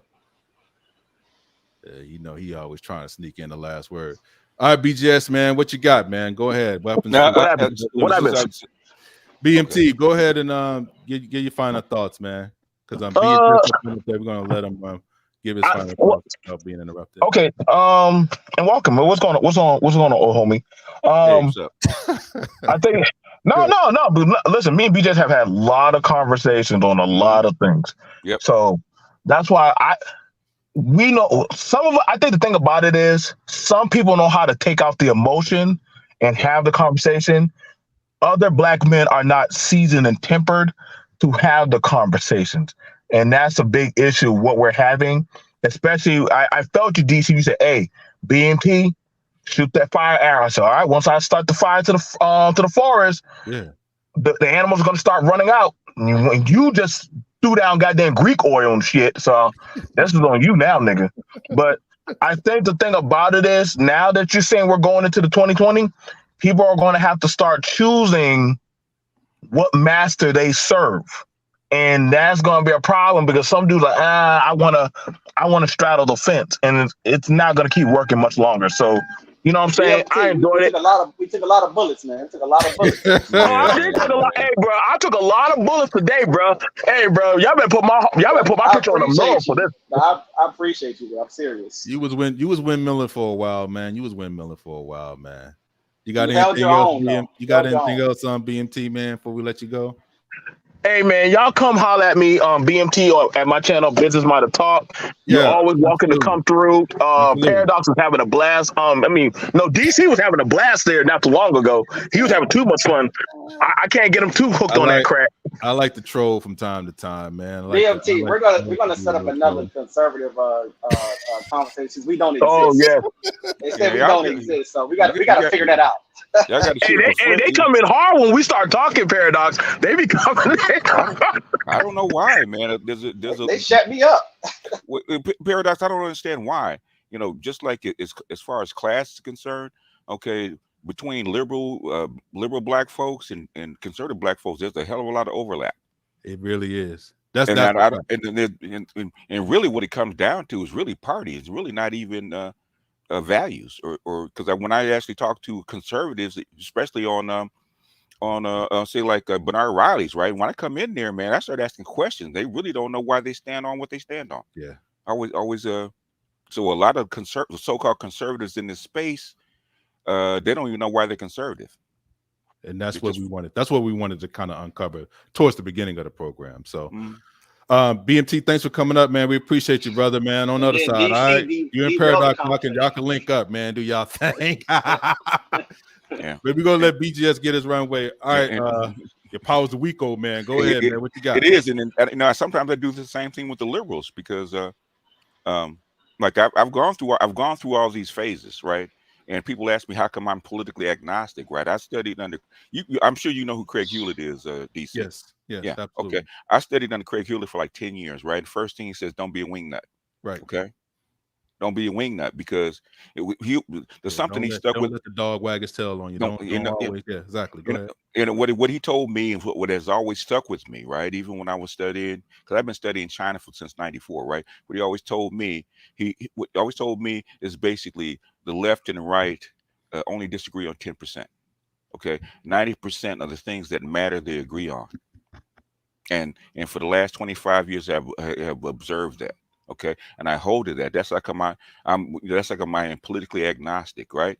I only go by what policies and the policies that each president or each candidate or each person is producing. I go by policy only, whether it's local, whether it's state, whether it's federal, or whether it's global.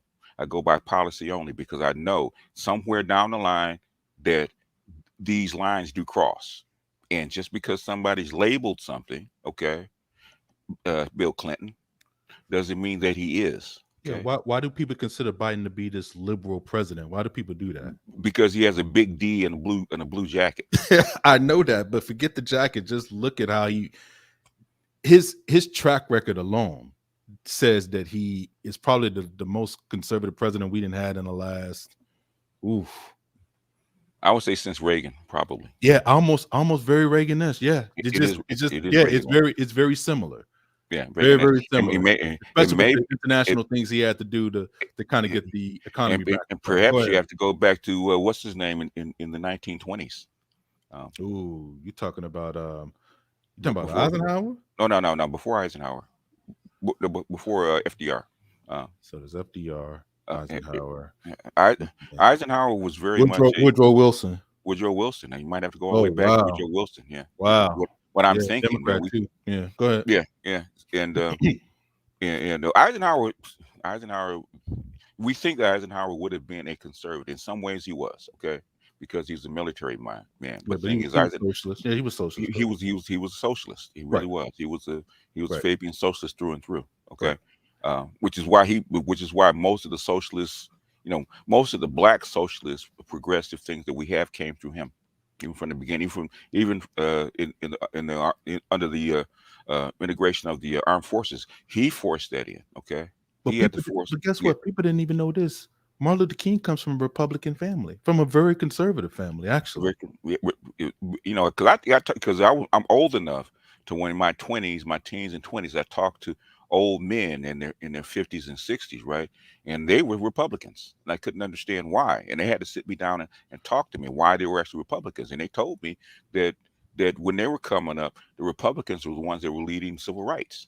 Yeah, that's true. They didn't switch until Kennedy and Johnson. The first Johnson. Election. Yeah, Kennedy. Yeah.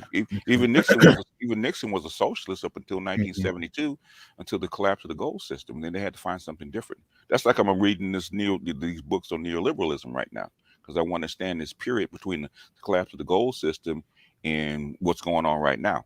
So, but would you consider yourself to be more liberal or more conservative in the sense of what the kind of conversation that we're talking about? I know what your thought pattern is about the overall thing, that really there's really not nobody here that's really conservative for real, authoritarian. We live in a liberal society. That's true. You have free elections and things of that nature. You vote your politicians in. That by define its nature, freedom of speech basically denotes liberal policies. But for the sake of the conversation, I think you know what kind of context we mean it in. What do you consider yourself to be? Yeah, I'm putting them lifesavers on the wall. Okay. If we get 5149, get a little 1%, I might lean liberal. Okay. Okay. All right. Even though neither side can stand me. So right. But I think do you mind if he touches on the black male part? Yeah, go ahead. Black male, okay. No. I mean, it's you guys' time. I'm late, so no. We got time. Okay. I don't know if you heard what Jay Sean was illustrating. I did. And I don't know how much you consider how much viability it is. It is just an idea, and I know sometimes people don't want to talk about. So you want to talk about ideas just to be kind of wax poetic. Okay. But, I hear the things about what black men must do, how black men must code up, how black men must think, but really people do not really realize how long it takes, how much work it takes to change any human being's worldview. Okay, you cannot train a bunch of boys in a liberal, feminist, white classroom, right, for most of their lives, and all of a sudden think they're gonna flip a switch and think a different way. I don't know where that comes from, because I struggle with that, even the pro-black sector. If we come together, if we do this, because I'm struggling with this. I just struggled with this about affirmative action, right? And they think that it doesn't matter because we're going to flip a switch and we're going to dump all these kids into HBCUs and it's just going to work. And I asked the brother, I said, how long you think that'll take? Oh, about a year. If we get enough money, it'll take about a year. I said, I live in LA, and believe it or not, USC is one of the most underrated universities on the planet. Okay, It is. but exactly how much power they actually project. People don't realize that, right? They got a ton of money. I said it take decades for them to actually build out their vision. Okay, Oh, how do you USC think runs Hollywood. Yeah, they run Hollywood. USC runs Los Angeles? Let's put it that Yeah, way. Okay, yeah, no period. doubt, no Period. doubt, Okay. no doubt, Yeah. George Lucas came out of USC. Why do you no think? doubt. Why do you think he's that John wealthy? Singleton went to the film school there. He Yeah, no went to doubt. film school. It's no doubt. They project power Mhm. militarily, globally, Government contract, all that. government Yeah, contracts, all of it. They run Southern California. Period. Okay, let's not get it twisted. But what I'm saying is, even with their power and their money, it takes decades for them to actually enact a vision. How do you think you're going to get all these black people together, dump a bunch of money in HBCUs, and do a build out to take the place of what we would miss with affirmative action? I said, why don't you fight and try to hold on to what's in place first, okay? Instead of trying to, I said it took decades to try to get what you have as far as affirmative action and civil rights. Okay, if they take it away, you think you're just going to replace it tomorrow? Unless they know something I don't. Because, like I said, I'm not as in contact with white people as I used to be. Okay, so right. maybe white people have completely changed. They over, haven't. over, I can tell you. I don't know. I mean, They, I'm no, I could be nah, wrong. Like I said, I could nah, be you ain't mistaken. wrong. You ain't wrong Okay. on that one. No. Okay. What I'm saying is what I'm saying is I get this, and which is one reason why I had to leave.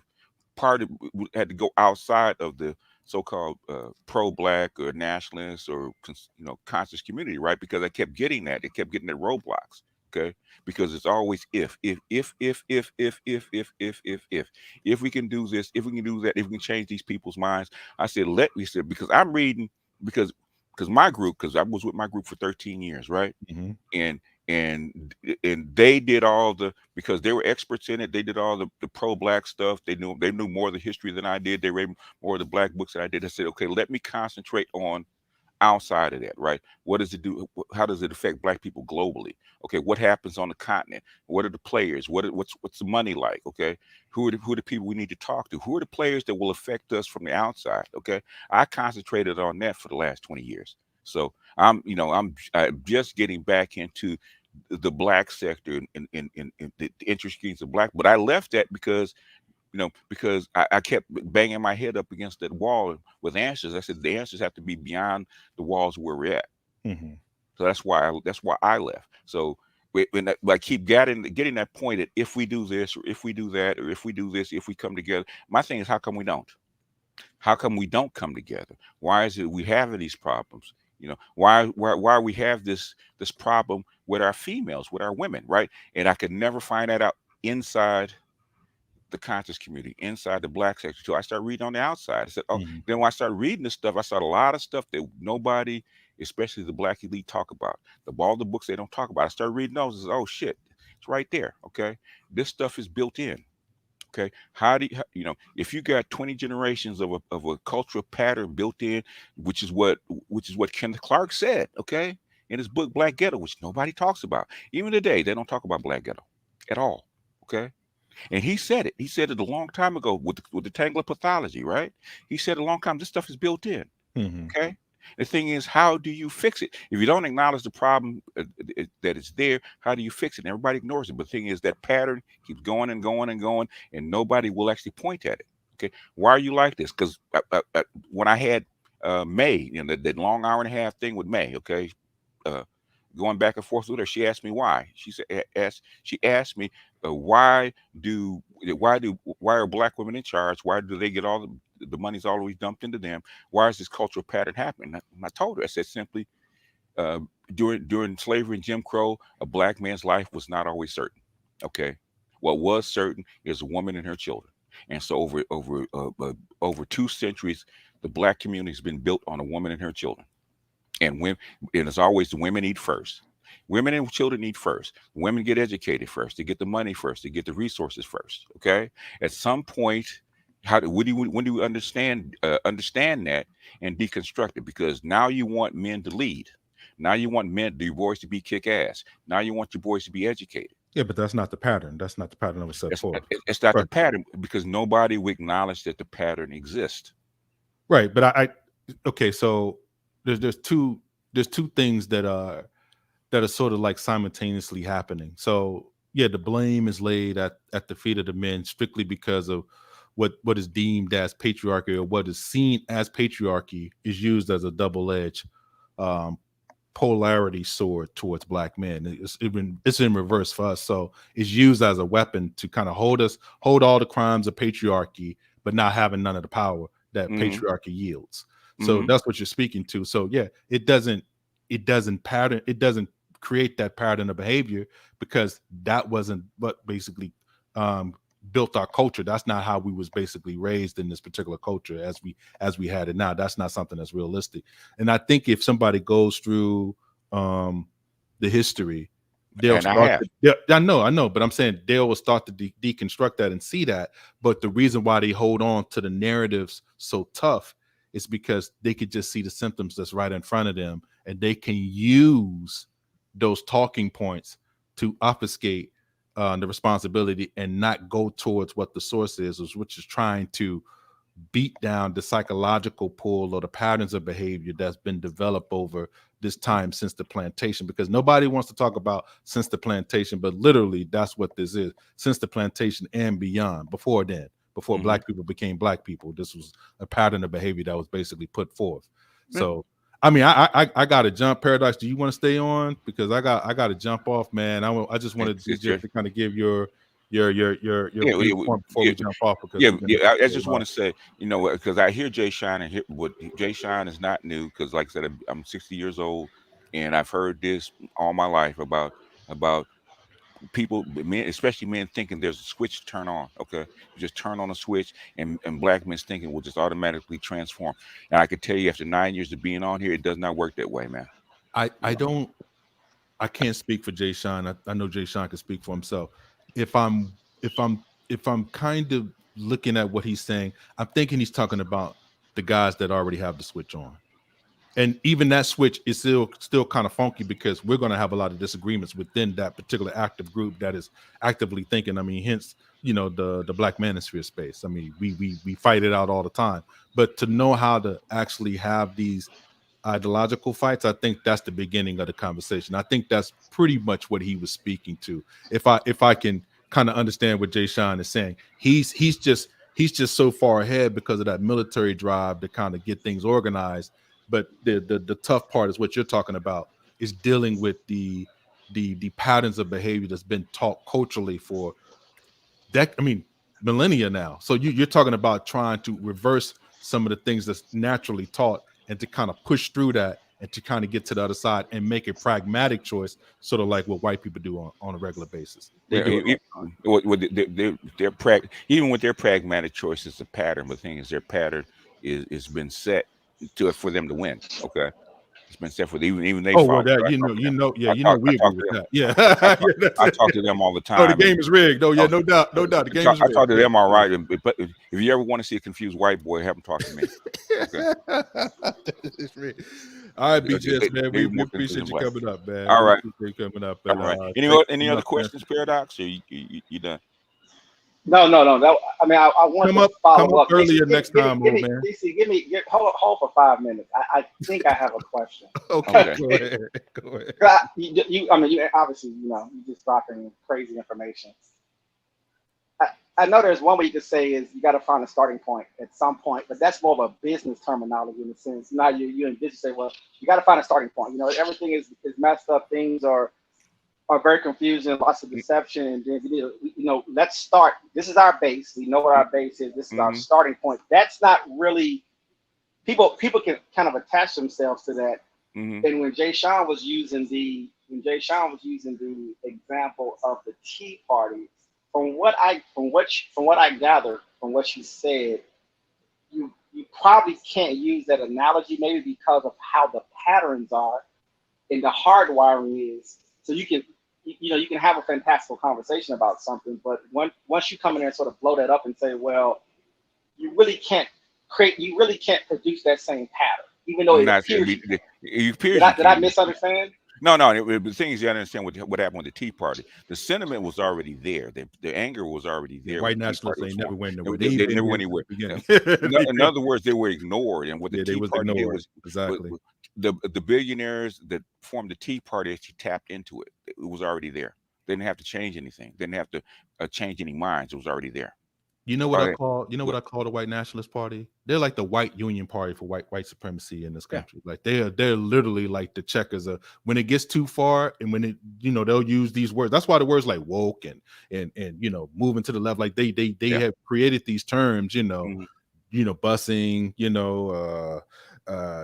minorities, inner cities, Mhm. this language to kind of denote where white people can clearly understand what you're talking Right. about. Right. You know what I'm saying? Yeah. And they get it. When they have their discussions, they don't have to say black at all. They don't have to say Negro, African American, black people.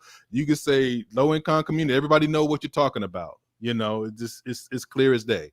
So they have learned to push their language forward Yeah. and been able to actually hide, Yeah. Yeah. in plain sight. So Yeah. they done a good job. That was something that they was able to do. So I they watched. union came out, they was upset, and they I, basically pushed their I, agenda I, forward. I watched the Tea Party rise from ground zero right after the TARP was actually passed. Right during the Obama administration, a black guy in the White House, Yeah, that the was banking it was failures, on and overdrive. being Woo. pissed off at the so-called the bailouts, stuff like that. They were white people real pissed off about that. So the Tea Party, all the different factors all formed together and actually gave you the wave for the Tea Party. For black people, and I've said this before, like we have this, me and DC have this difference about Pearl. Pearl to me is just an indicator. Okay, that's all she is for me. I could care less about Pearl. But the thing is, what black men have to do, and something that I try to do with the black manosphere, right, is recognize where the wave is. Okay, But a lot. BGS, Go ahead. I'm sorry. Go ahead. We can argue about Pearl another time. We ain't got that kind yeah, of time. we don't got the time. We ain't got the time. The only thing I would say, I know where you stand. Okay. The only reason why I push back on the Pearl thing is because that she was weaponized the wrong way, especially with the guys that you talked about, the guys that don't know why they're conservative and they're being conservative and they're just mad at Keisha. Yeah. Right?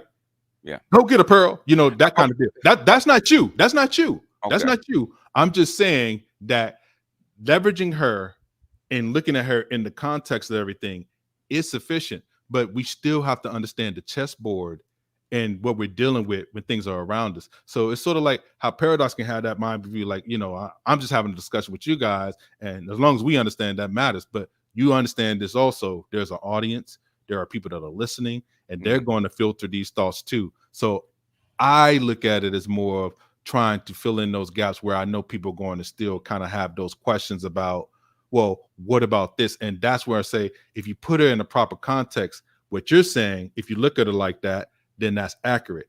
But that's not how everybody was looking at her the same way as you. That's all I was saying, BJ. That's my major contention when it comes down to the way you see it. And I get what you're saying to people, but she was still weaponized in an incorrect way as far as how she was weaponized within the black manosphere. Well, okay. The thing is, the white people didn't put Pearl into the black manosphere. The black people put Pearl into the black manosphere. Okay. All right, we got to discuss it on that. I know the players that did it. I know the players hold on a second. I know the players that did it. I know why they did it, and I said I told it was a dirty trick and it's going to backfire, and it did. But the thing is, I just want to make the point I'll make the point about Pearl. Right? Basically, Andrew Tate is far right. Okay, they and basically the left, if we want to call them the left or the liberals, okay, knew that Andrew Tate has influence just not here but all over the planet, okay, and then you can't just take an Andrew Tate, take him out of the picture and replace him with somebody on the left. It's not going to work, right? You got to have somebody that's is conservative, but but more middle of the road, okay. That's Pearl. Pearl is middle of the road, right? Okay. Which is what you need to replace somebody that's probably more authoritarian like Andrew Tate. Okay. That's why Pearl was necessary. And Pearl wasn't so even though she was brought up by the people they were brought up by, the left had a lot to do with that. So the Scott Galloways, the Richard Reeves, the Brookings Institute, all those kind of folks, the left leaners, as she put her there, helped put her there. Okay. The argument that I have with Andrew Tate is that the reason why there was so much pushback against his ideology and his influence is at the end of the day, he will be primarily, because he lives through his father's ideals, and the way he is oriented is through his father, which is a black man. He is basically put into our classification. I know there are a lot of black people that disagree with what I'm saying, but think about what I'm saying here is that the way he disrupts the system, he disrupts it from a very innate kind of being. Like his being, it irritates white men when they talk to him. Peers don't like talking to him. A lot of these guys, Rollo, they have a problem with Andrew Tate. They do. And my contention is that he's basically forced into our classification. Now, I know that a lot of people say, well, he doesn't look black. I get that. I get your understanding, this and that other. What I'm talking about is the way he presents and the way he's looked at. His whole energy, the way he orients himself is not for a black man to present that way.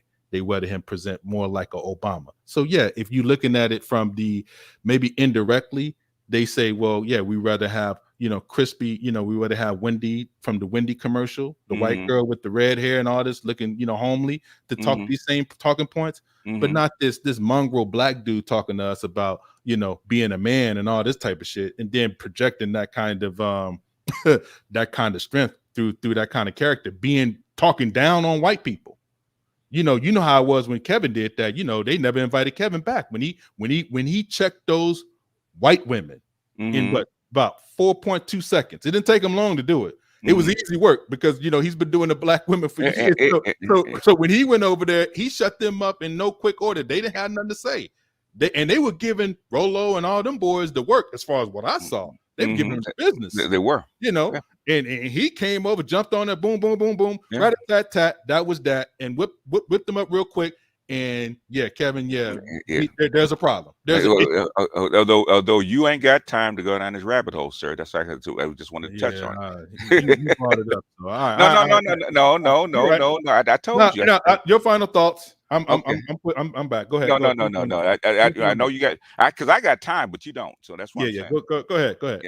And I got to remember where the thing is that now I know where it was. Okay, the thing is recognizing the wave. Okay, with me and Kevin, because I told Kevin, when he was getting started, right before COVID really hit, said, okay, the wave is coming.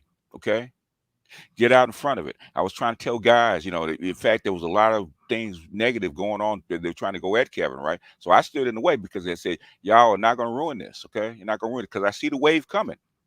And if you guys stay cool and play your position while this wave is riding, okay, the wave is gonna carry you, which it did. Okay, didn't carry us as far as it should have because of all the infight and stuff like that. But the wave did carry us, right? So my thing is just like the Tea Party did, right? Okay, what black men to do, especially is insignificant as we are as far as globally, right? Okay, find the wave, get out in front of the wave. Okay, recognize the wave, find your place in it. Okay. Get your spot in it and let the wave carry you, because you cannot push the wave by yourself. Reason Andrew Tate rose up, really Kevin rose up, is because of the wave, right? He found his place in the wave. He got out in front of it. He carried the message, and it went global. Okay, Andrew Tate, that when Kevin died, there was a vacuum. Andrew Tate stepped into that spot. Okay, into that spot in front of the wave, and he started carrying it a different way. It's like they had to get rid of him, okay? And they had to put somebody had to be put into that spot because the wave is not going away. And this stuff is just not here. It's global, okay? That's why I'm trying to get black men, especially the thinking black men in this space, to recognize their spot in the wave and stop trying to Stop trying to make the macro the micro. Stop trying to micromanage this. Look at the bigger picture. Because my thing, especially, and that's how come I get frustrated. And I had to go talk to Dr. T about this. I get frustrated because you work to have people look at the underlying structure and the big picture, right? Why does this thing work the way it works? And then you get people, you get people not recognizing. You taught them, you showed them how the machine works, and then they go the opposite way. I said, you know how the machine works, okay? Why are you coming up with this thought, and this idea when you know how the machine works? It doesn't make sense to me. And we've been here too long, and that's why I said sometimes maybe I think the Jewish said, and the Gnostics always say, maybe I'm not the right teacher for you, okay? Because the lessons that I'm teaching are not penetrating. So maybe I'm not the person to be talking to you. Maybe you need another person. Okay. Maybe I need to put my time someplace else because evidently what I'm saying is not penetrating. So instead of arguing with you and going back and forth with you, okay, I present the facts. If that's not good enough, I need to go put my time someplace else. Because for me, man, after really 30 years of doing this, man, it gets frustrating. Okay. Because you show the lesson, you show the mechanics, you show the wave, and people see the wave happen right in front of them. But the thing is, they still want to believe something else. I said, you know what? At this point, man, I don't know how much time I got left. I don't have time to sit up there and fight with you anymore. I'm in my 60s. I mean, I could be, Kevin, ARC, all these people died in their 50s, right? I should not be around here to talk to you. Okay, I shouldn't still be here. But the thing is, I don't know how much time I really got left. I do not have time to fisticuff and go back and forth with you about things that I think are insignificant, right? That I think are insignificant. If you can't catch on, and it's not what you want to do, it's not what you want to hear. I said, okay, cool. I'm not the right teacher for you. Go find your guru, or go become your own guru, right? Go kill God and become your own God. Okay, is Nietzsche would say, right? Okay, go kill God, become your own. Okay, I'm fine with that. Okay, I am not the person for you. So a lot of times I don't enter into these spaces anymore because I feel I'm not the right person, because what I'm saying is not penetrating, even though the stuff that I have said has come to pass, okay? Because I got a 9-year track record. If I was full of shit, people would know about it. You'd be the first person to point it out if I was full of shit. Yeah, that's true.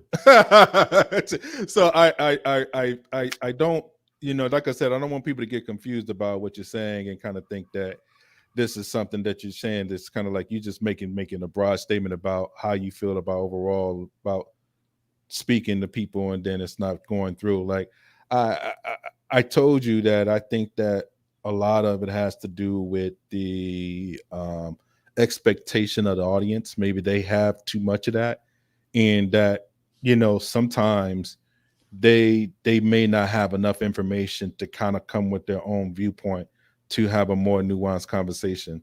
To me, it's not really the disagreement as much as it is, if you have the information, then you can present, and then you can say, okay, that's my perspective on what was said. And then you have your perspective on what was said. And then after that, it's just, we have to see what turns out from, our perspectives. And that's how I'll leave it. That's how I look at it. But I get what you're saying, though. Yeah. I get what you're saying. Yeah, but that's my closing thought. It's probably longer than a closing thought. But all right. All right. Cool. Go peace out, BGS. Right, peace out, man. And your power's weak, old man. Don't let people stress you out. Yeah, and they have been. Try hard not to, man. All right. Peace out. All right, Paradox, man. So we got the liberal side in, and right at 4 hours, people. We hope the program have been constructive. And at the end of the day, what me and I can honestly say this, what me and Paradox really take pride in is open thought, open dialogue. But we want to get to the part. We want to get through digging through the muck. Now we want to get out of the maze. Now we don't want the glamour points. We want to get to the real deal, like what's reality, what's not reality. And once we get past that, then you can truly give your perspective, and then we can go on from there. And I think that everybody that came up, we appreciate it. Thank you guys for coming up once again. Thanks for listening to us. Thanks for rocking with us. Hopefully, even with some of the disagreement that you guys saw, you learned from some of this. And do your own research, do your own due diligence. Don't trust anything that any of us says. That be skeptical. Be a person that's going to test the information that you hear. Anybody that wants you to just believe everything that you hear, that's cult behavior. But if we want you to be thinking and actively working things out for the best you, so that's how we look at it. So that's where I stand on it. And Paradox, you have any final thoughts? No, I mean, you summed it up pretty well. I'll just add that we are open to critique. Absolutely. We always want to improve our platform, and we're creating any kind of confusion or getting trapped in any kind of irrelevant discussions or whatever. Definitely want to hear from everybody in that situation. And I also was thinking, well, DC, we can do it offline though, but I wanted to talk about messaging, and as far as talking to some of the folks who was on this line, just formulating some messaging to where things maybe can at least appear to go in a particular direction. You know what I'm saying? Yeah. And not just sort of all over the place, which I think it probably cause some confusion. And not saying that's a good idea or not, just putting it out there as far as I just wonder. I know that's already been done. Obviously, I know people been doing stuff for forever. Obviously, but I wonder if that needs to be refreshed or not. Just a thought. Okay. We can definitely chop it up on that. That's for sure. Yeah. But that's it, man. This is the Code Breakers. This is Paradox. And this is D. Until next time. Peace.